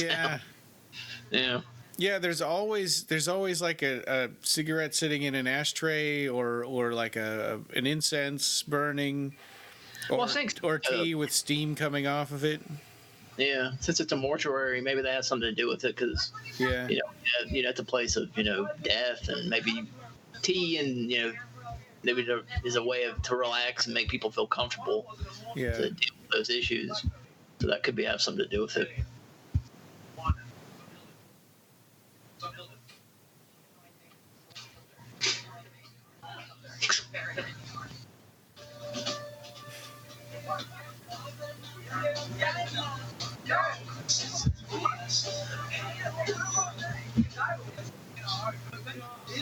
Yeah, this conversation doesn't make you feel sorry for them anymore. It's just to make them look more like assholes. Yeah. And they think all their jokes are funny, and they're not. Yeah. I've seen so many people like that.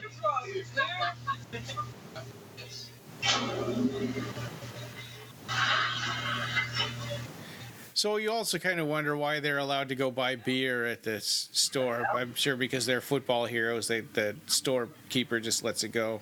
Yeah, exactly. They wear their Letterman jackets everywhere so that everybody knows that they're the football stars. Except for the one guy. Now, does anybody from the Archie comics also go to Baxter High? I don't know. That's an interesting question. I'd have to look that up. The four of us would think this happened a party in the line. But we need beer and boys for that. But we need beer and boys for that. Go to Baxter? You go to Baxter?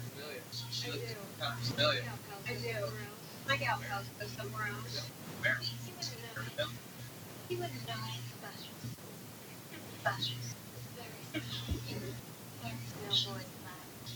No boys left. One of the football players is named Billy Marlin. Billy Marlin happens to be the mascot for the Miami Marlins baseball team. Oh, Whether really? it's purpose or just a funny unknown.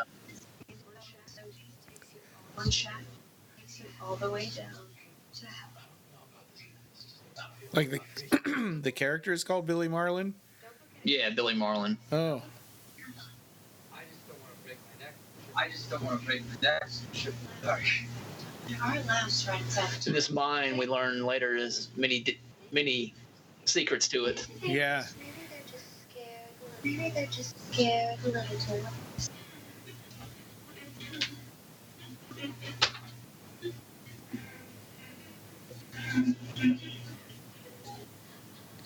Yeah, and here we're starting to see, okay, would Sabrina take this all the way and kill these guys, or you She's kind of, she's gonna enjoy this, yeah, you know. So I think she has a part of herself that really does like the witch side, yeah. dealing with people like this. And the mortal side of her always kind of pulls it back. Because she looks a little darker here, doesn't she? As Yeah. far as Yeah, and she has that same confident walk that the Weird Sisters have. Exactly. She's so messed up. She's wearing darker lipstick and Yeah. She's got a similar outfit to theirs, except hers is red. Why?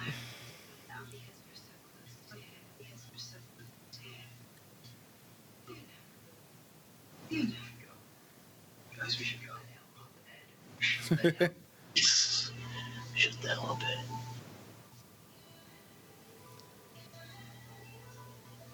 They don't wonder like where the music's coming from. It's like, or they maybe do, but this prospect is so much more important to them than all this crazy supernatural stuff happening in the background. Yeah.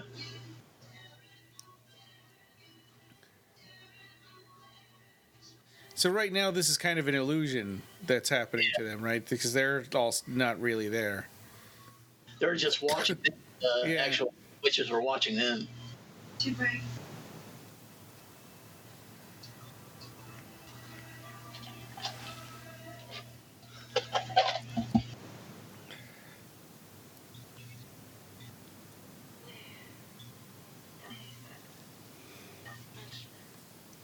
Much better.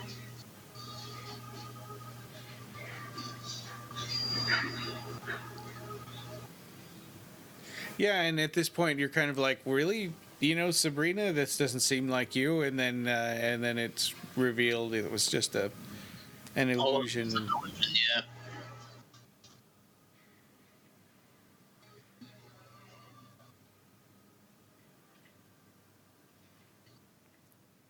It's a creepy little scene. Yeah. The way it's shot, but it just has a good payoff to it, and where you kind of laugh and chuckle. Yeah. And so here, back to the time period issue. She's got a Polaroid camera. Yeah, that hasn't been used in ages. Yeah, and if this were taking place in current time, she would just be using her phone, and she could just text it to everybody or. Exactly. All over school.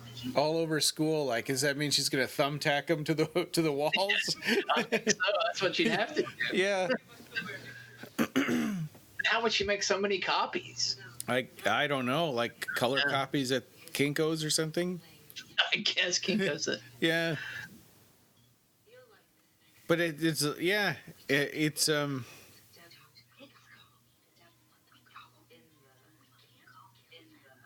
It just goes back, I guess, to the filmmakers not wanting to give a specific time period to the show.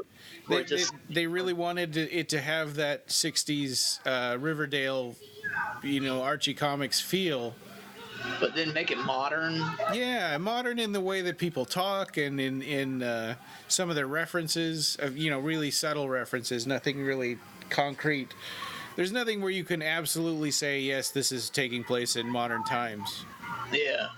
Not so far. I mean, I think I remember seeing a cell phone and going, okay, now we know. But it's not in this episode either.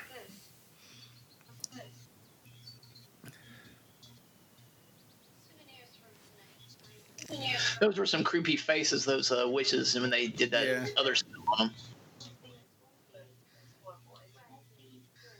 Right. Do I need a cage? A few weeks of intense medication. You could have warned me. You could have warned me. Given me a heads up. We didn't think you ought to participate. Or perhaps you're more suited to the academy than originally imagined. About that, save your breath. We know you love You're a terrible liar. You knew my life, and we don't need a reason to torment mortal people. But if you are transferring to the academy, why bother with the boys at all? That's soon. I don't want them harassing my friends when I'm gone. If you care about them so much, why leave them? You have a choice. Sure, I do. Getting a lot of pressure to transfer. Father Blackwood came to my house. What? The high priest visited you. Truly, with my doubts. And he did, some of them, but... They attend her baptism, right? Yeah, they do. Part of it.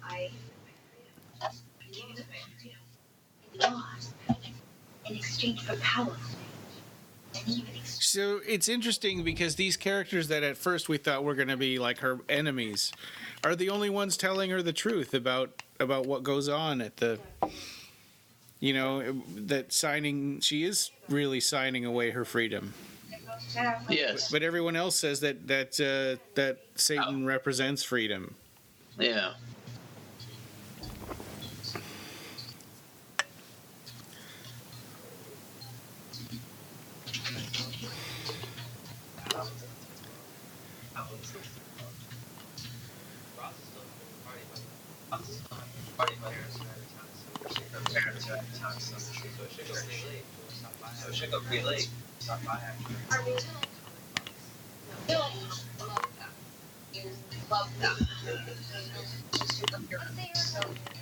Let's say you're a normal kid, normal things,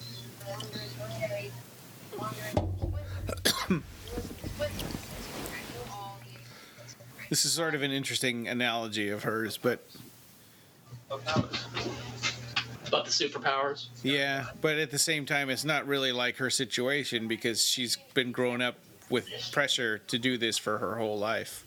Yeah. Not like just wandering into a cave.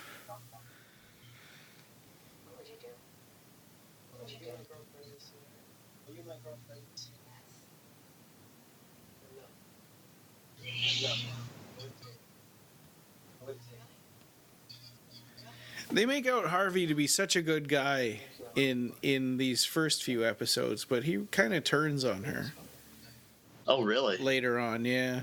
Oh, really? That surprises me.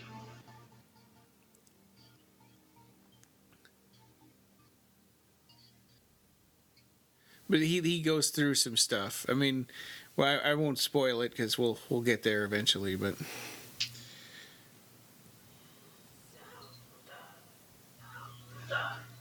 Love that shot of the house with surrounded by the fog.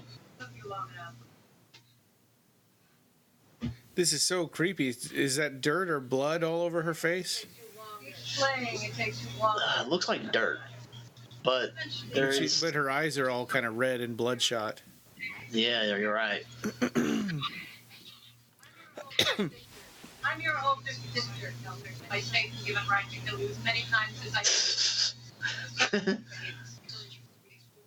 Encouraging for you to do anything. It's also a lot of there's good humor in the show. I like the way Yeah. sort of Satan giving her right to kill her as many times as she wants to. Yeah.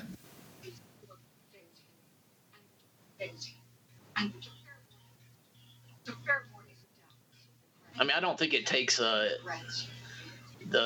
show takes itself seriously, but I don't think it also pokes fun at some of that stuff too, like Satanism and things like that. But Hilda's different because it seems like all the magic that she does is just mainly for helping people. Yeah.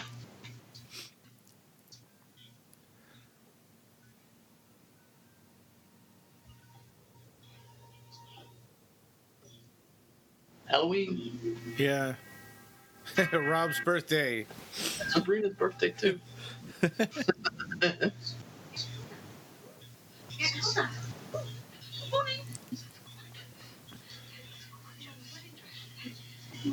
I wonder if they built the exterior of this house, or if it was an actual location.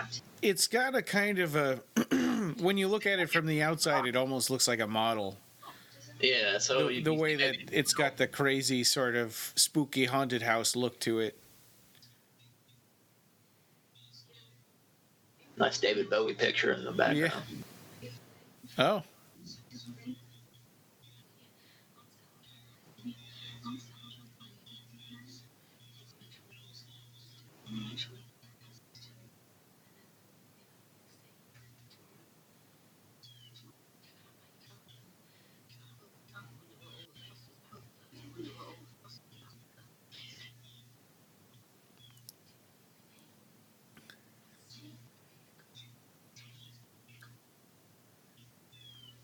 So that cemetery where Hilda was buried will play a bigger part in the series later on. Okay. Hilda and I have errands to run as preparation. But I've already gone back to the told them that What? Why would you do that, Aunt Zelda? Why would you do that, Aunt Zelda? The Jacob talks about why find my friends yet. I can't just vanish from their lives. At a minimum, I have to tell them that I'm Transferring to some posh private school in Connecticut. You'll send them a postcard. Ambrose. Won't you, Ambrose? He's eating a Lucky Charms. Yeah. He's just that kind of guy. That's why I like him. He's just, he eats cereal, drinks, he's just laid back. Yeah. So sorry to disturb. She's so freaky. Yeah. Wasn't in home. I did. From her. Hilda. Why not come call to see this? Sabrina's feeling under the weather and we'll be staying home. No. And on her birthday. She kind of talks like Ernest with her teeth together. Yeah, she does. You love Ernest. Yeah. She looks like him a little bit too. Yeah, she does. I hate candy corn, man. Yeah. It's just such nasty stuff. It's just gummy sugar. Yeah.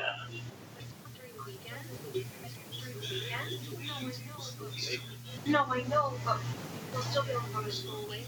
Always bowling and all.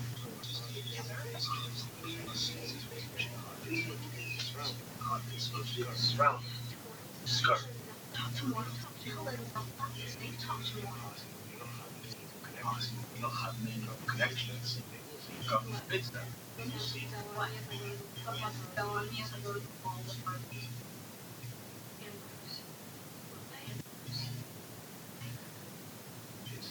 So I guess you find out they're pretty hardcore about it. Yeah. About being with humans.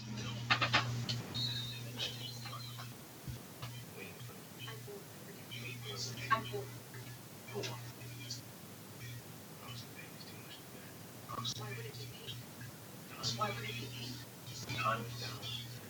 Slows down.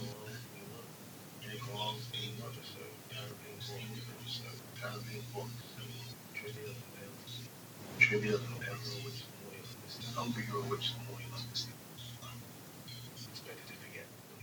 Expected to forget.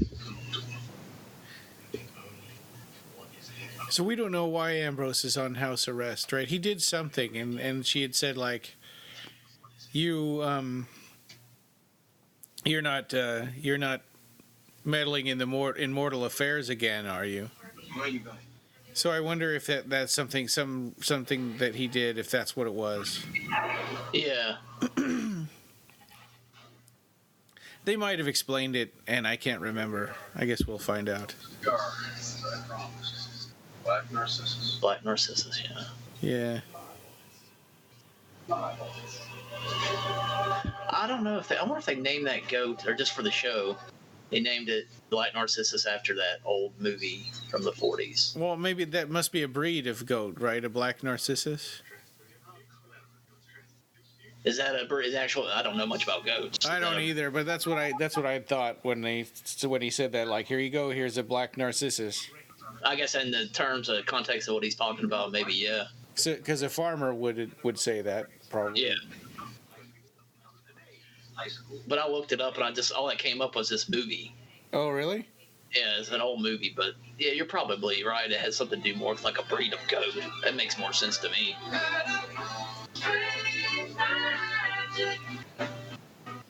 Yeah, and so there's something else about the dark baptism, right? When they say, she says, when Hilda gives her mother's wedding dress, and she says, "I thought witches have to wear black," and she says, "Oh no, that rule went away a long time ago."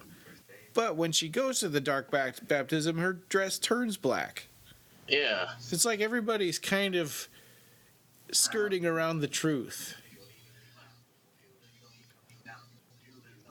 a lot of them just are hiding things. Yeah. Not being very straightforward. Yeah, and they're trying to make it seem like, oh, it's just a casual thing, no big deal. It's just a symbolic gesture, and then she gets there, and it's not at all. Oh yeah. And I wonder if everybody had been truthful with her, if she might have gone through with it. They didn't really give her a chance to make a real, honest choice.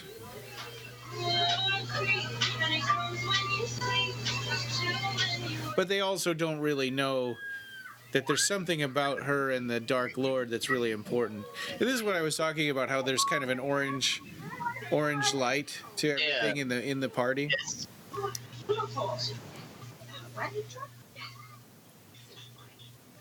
Kind of like in the way that the Matrix has everything kind of green. Yeah. When they're in the Matrix. It captures that kind of, again, that more seasonal feel. Yeah. That, tone. Well, come. Hi. Oh, drinks are in the kitchen, and I think Susie's back there. I'm trying to see if some of the other costumes are. See, that's from the Munsters, right? Yeah. Yeah. Yeah, Eddie Munster. Little Eddie Munster.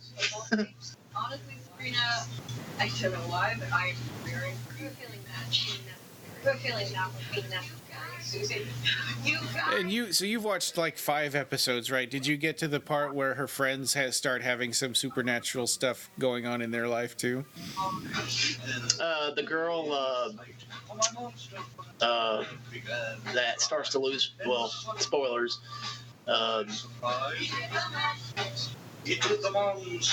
I don't know. I mean, she's going to lose her eyesight. Yeah. Right. She's supposed to have some. And she has a grandmother that knows about the family curse. Yeah.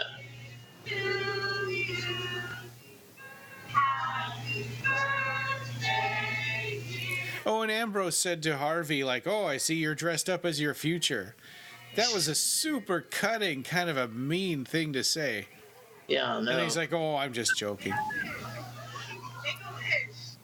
So I guess he still has that kind of. He doesn't really like humans in a way. Yeah. He'll still take jabs at them. Yeah. I mean Harvey feels like putting that stuff on. He's just dressing up in a costume. He doesn't really feel like this is him. No.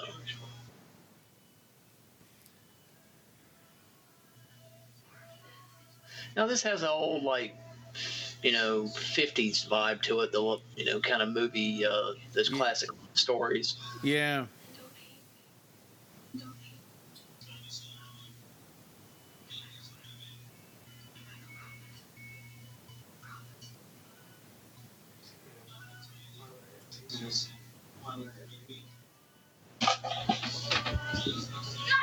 Guys, everyone, it's happening. Come on, back down, hurry. Oh, the blood moon. Yeah, we recently had one of those here in Nashville. Yeah, yeah. Not just here in Nashville, just But that was pretty cool seeing that. Yeah, it was. The moon is huge here up in Alaska because of us being, when in the wintertime and being closer to the moon and farther away from the sun. Did it create kind of like a red hue around? I mean, just yeah. Did it? Nice. I love it.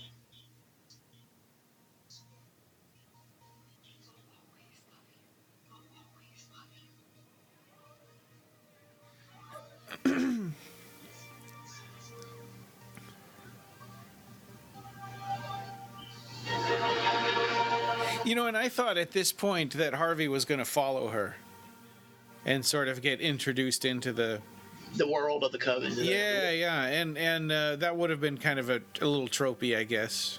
Yeah. But this show is really interesting because it subverts a lot of expectations that you have about it. Yeah, it doesn't follow the tropes that usually. And Ambrose had said that if she's late, she would get burned by the blue flames.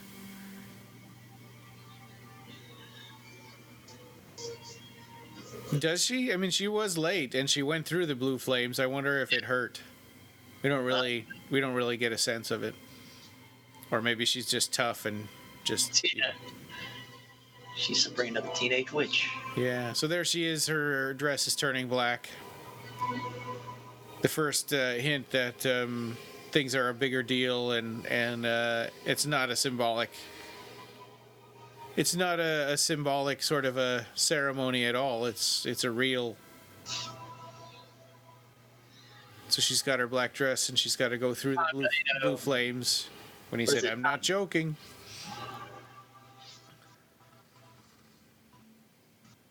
It's time to pay the piper. Is that what they say when they do with the devil? So that's what she's facing here. And this ceremony's very.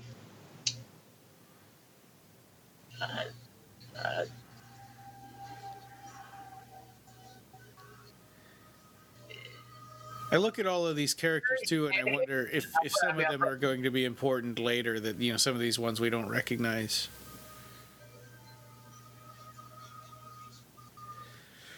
The ceremony is very ritual. It has a very ritualistic vibe to it. Yeah. And I don't know if that's. If people on Samhain, actually do this stuff. I'm not a Satan, or anything like that. I'm just not. Some of them, and some of them are wearing animal heads. Yeah. Just the men.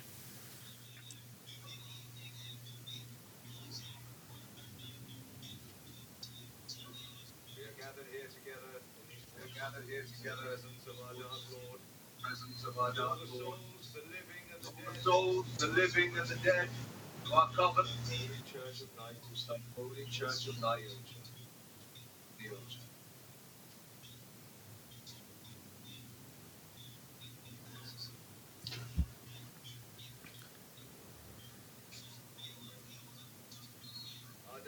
And that blood is from the boy. Yeah. Yep. The Kemper boy. Yeah. Come, do what thou wilt. Do what thou wilt. Our dark Lord asks, let we have each other. To be what nature makes you, be true to her rhythms, yourself. Yes. Yes.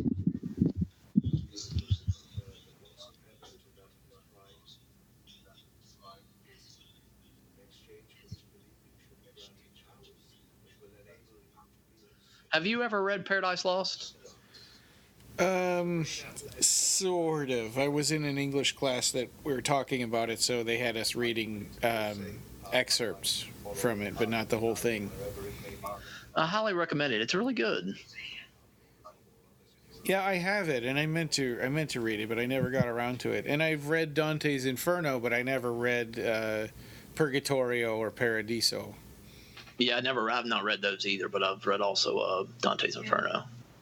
I heard that the other two weren't as good, that they're kind of boring. Oh, okay.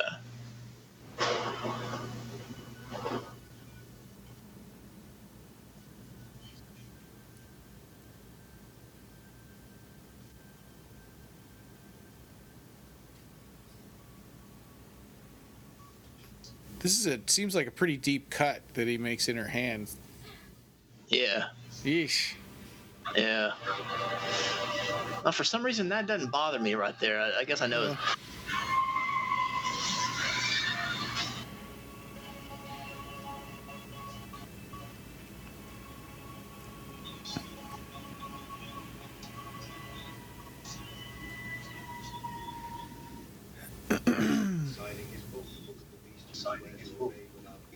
where he obeyed without question.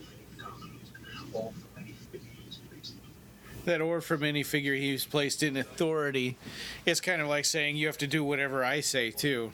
Yeah. Body and soul unreservedly to the furtherance of the designs of our Lord Satan. So the Dark Lord is there witnessing this, isn't he? Is that what that was supposed to mean? Well, or she's having she's flashing vision? back to her vision from the apple. I can't tell which it is, because that's exactly what he did in the vision. Yeah, exactly. Yeah, that's where you're right.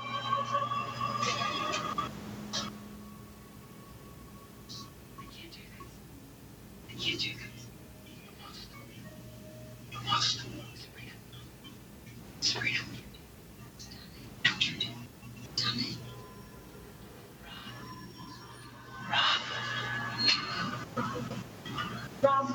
So the mother says run, and her mother was mortal. Yeah. So I guess maybe that's her trying, was it subconsciously trying to keep that side alive? Yeah, and the father just kind of shook his head a little bit, but he didn't say anything. Yeah. Now this part right here with the branches. Evil Dead. Yeah, you knew. I thought the same thing. Yeah. Evil Dead. That had to be an homage to Evil Dead. Yeah. I mean, maybe not, but it's just very. Yeah, the wood's coming alive.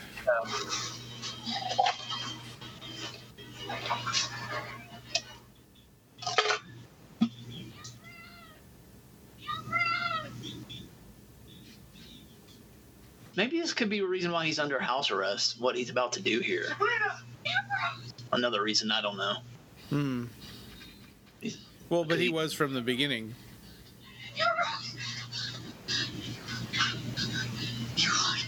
You won't believe it. Yes, cousin.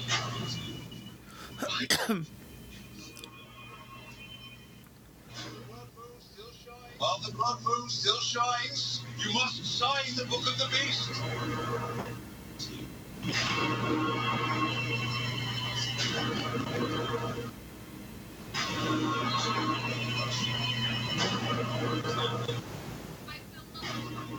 I will not. There is another path for me. Just as there was for my father and mother. Third way. And even if there isn't.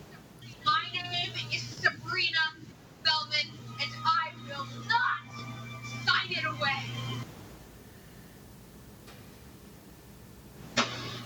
It's interesting again, she's refusing to Give up her. give up her old life and her name. Protection rings his house. And no wish to expel may cross. Any unwelcome wish that tries shall burn. So please, go ahead.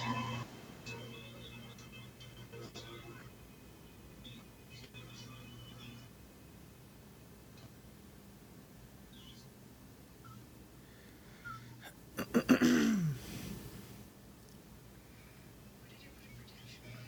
you put a protection on the house? Oh.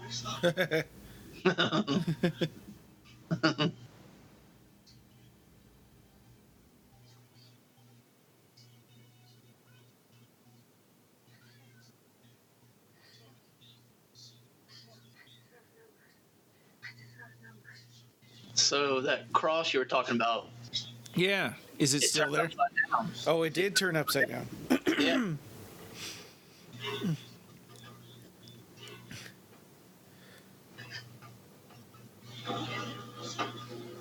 I like this design of the Dark Lord.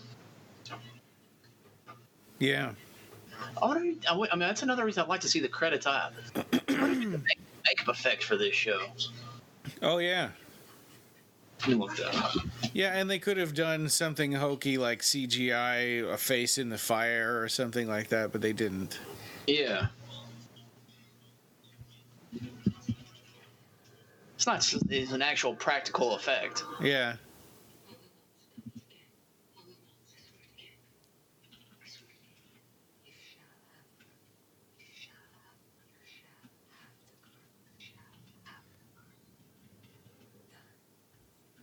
So are those like little teeth all around his chest?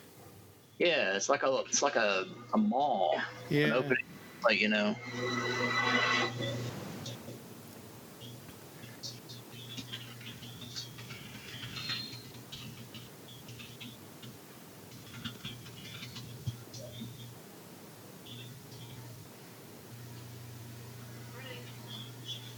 Really? Cuz?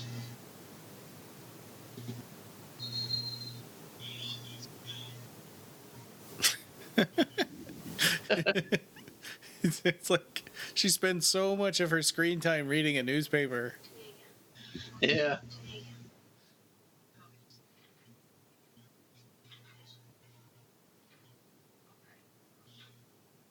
The person that does the score for the series is Adam Taylor. Mm.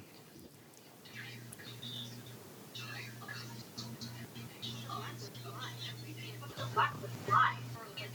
He sat in our parlor and told them that I'd always have a choice, that our religion but in the on free will. But in the woods, that was the exact opposite of free will. Beyond the refusal to stone fathers was directly against our father's willing wishes. I'm not sure that's true either. I'm sorry, but in the woods during the ceremony, I saw two figures who looked like I'm not sure what.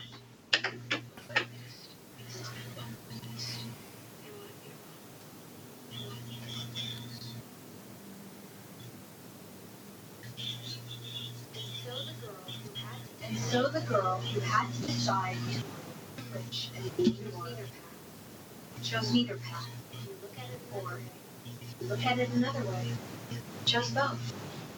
She was half rich.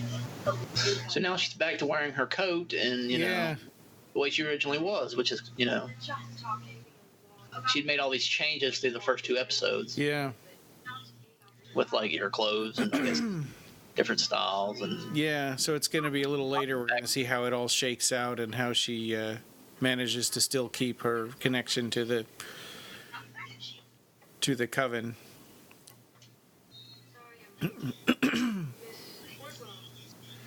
Wardwell. No, you're right on time.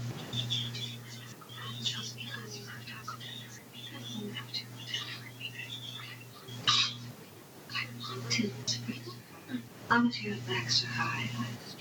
My one is working extremely closely. Please report to Principal Hawthorne's office. Sabrina's not mentioned in Principal's office.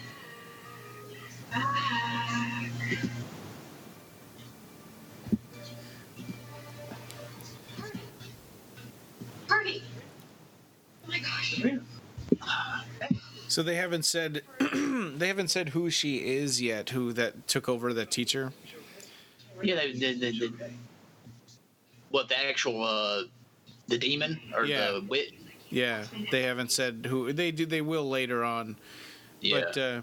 But it's kind of interesting now that here in a few minutes that Principal Hawthorne is going to be taken over by the Dark Lord, and it's kind of like saying, yeah, I can't trust her to do my work, so I'm going to have to get involved personally.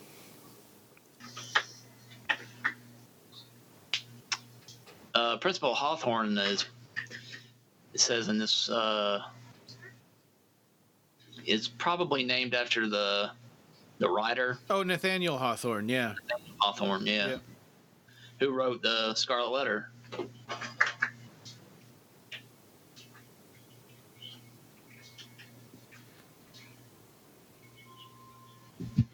This is pretty freaky. Yeah, he just.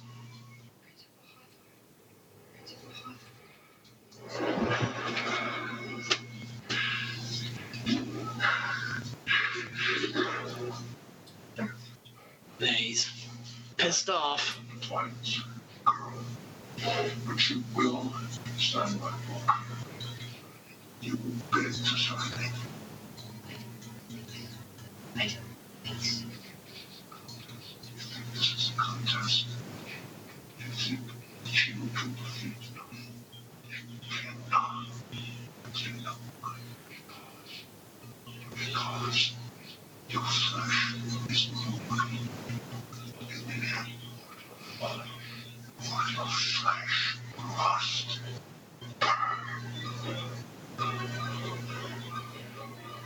So he's not trying to sweet talk her at all.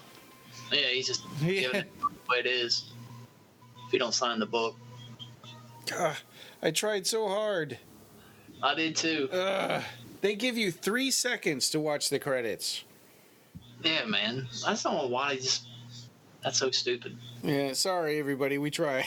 We tried really hard to watch the credits. Maybe we'll get it next time. Figure it out how to do it. Yeah. The first episodes are pretty strong. Good intros to the series. Yeah, and they all seem to end on a cliffhanger. Yeah, I like the old the serial approach to these old kind of stories. But shows now, for the most part, mostly seem to have an arc. Like, you can't just in the 80s and 90s, you could watch a show on TV, and if you didn't see the other episodes, it didn't really matter that much because they were mostly self-contained. Yeah, especially sitcoms and stuff. But shows now are way more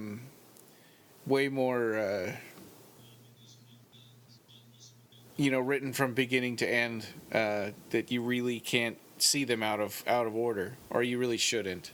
No. And also, it's interesting, that in the past they were constrained by commercial time, right? So you had a 30-minute show was 23 minutes, and a 1 hour show is 48 minutes. But if you look at these Sabrina episodes, some of them are 1 hour, some of them are 57 minutes, some of them are 53. They're the different lengths. They're not like, they don't all just, end at the same time. Yeah, they don't have to cut stuff out to get it to fit into a certain time frame. They can just, they know that they need to get to roughly an hour, and if it's a little short or a little over, that's okay. Yeah. That's kind of cool. I think that there's definite pluses and minuses to the way TV and movies are going. But like the thing we were talking about earlier with Steven Spielberg and thinking that Netflix, or streaming shows don't belong at the Oscars is kind of in a way it seems like they're sort of digging their own grave. Which one? The kind of the old school? Yeah. Trying to pretend like their way is the real way, and this new stuff is just a fad. Yeah, I agree, because art can exist in any kind of form. It doesn't have to be on the big screen. As long as it's good, art, people will always, see it. Well, and it's tough for movie theater people, because movie theater owners and stuff, because more and more you can have a theatrical experience at home. And like for people like me, if you have a young kid that's not old enough to go to the movies, it's really hard to get out. You gotta rearrange your life to go out to a movie. Like it's also the movies have gotten very expensive as well. Yeah. I know it's like $20 for me to go see a movie. Yeah, I mean, I know my brother and them. He's got 4 kids, and when they've gone to the movies, it ends up being like $100. Oh, God. Yeah, right. But they could watch that same movie from Redbox for $2 at home. Yeah, and it doesn't take as long when I was growing up. It took forever for movies to come out. On home video. I'm talking like sometimes a year. Right, and there's some weird stuff with like iTunes where a movie hasn't quite made it to the theater yet, but you can watch it early on iTunes. Like I watched Troll Hunter before it was even in the theater. Oh, really? On iTunes, but I paid extra. It was like $20 or something. Oh, okay. But I saw that and it's like, well, I'm going to be flying on a plane, and so I'll watch that. I think it was a rental price, but it was a really high rental price. But yeah, it seems like that there used to be that sort of mandatory 6-month gap between when you could watch a movie in the theater and when they came out on VHS or DVD or whatever. A movie for it to come out pretty fast had to be pretty bad. Yeah, right.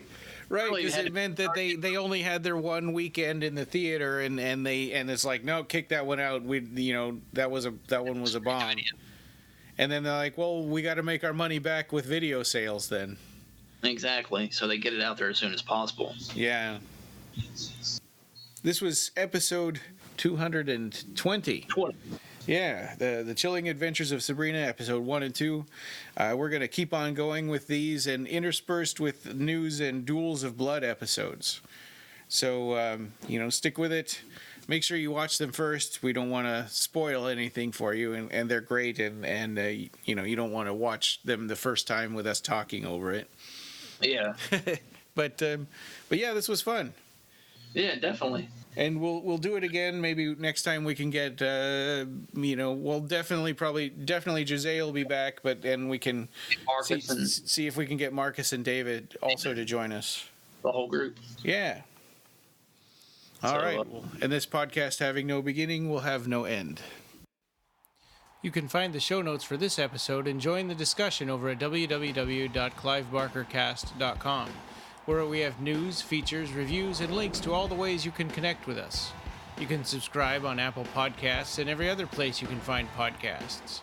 Clive Barker Podcast, or BarkerCast, is an independent editorial podcast and news blog that is not affiliated with or under contract by Clive Barker or Seraphim Inc. This is a labor of love by the fans for the fans. Thanks for listening.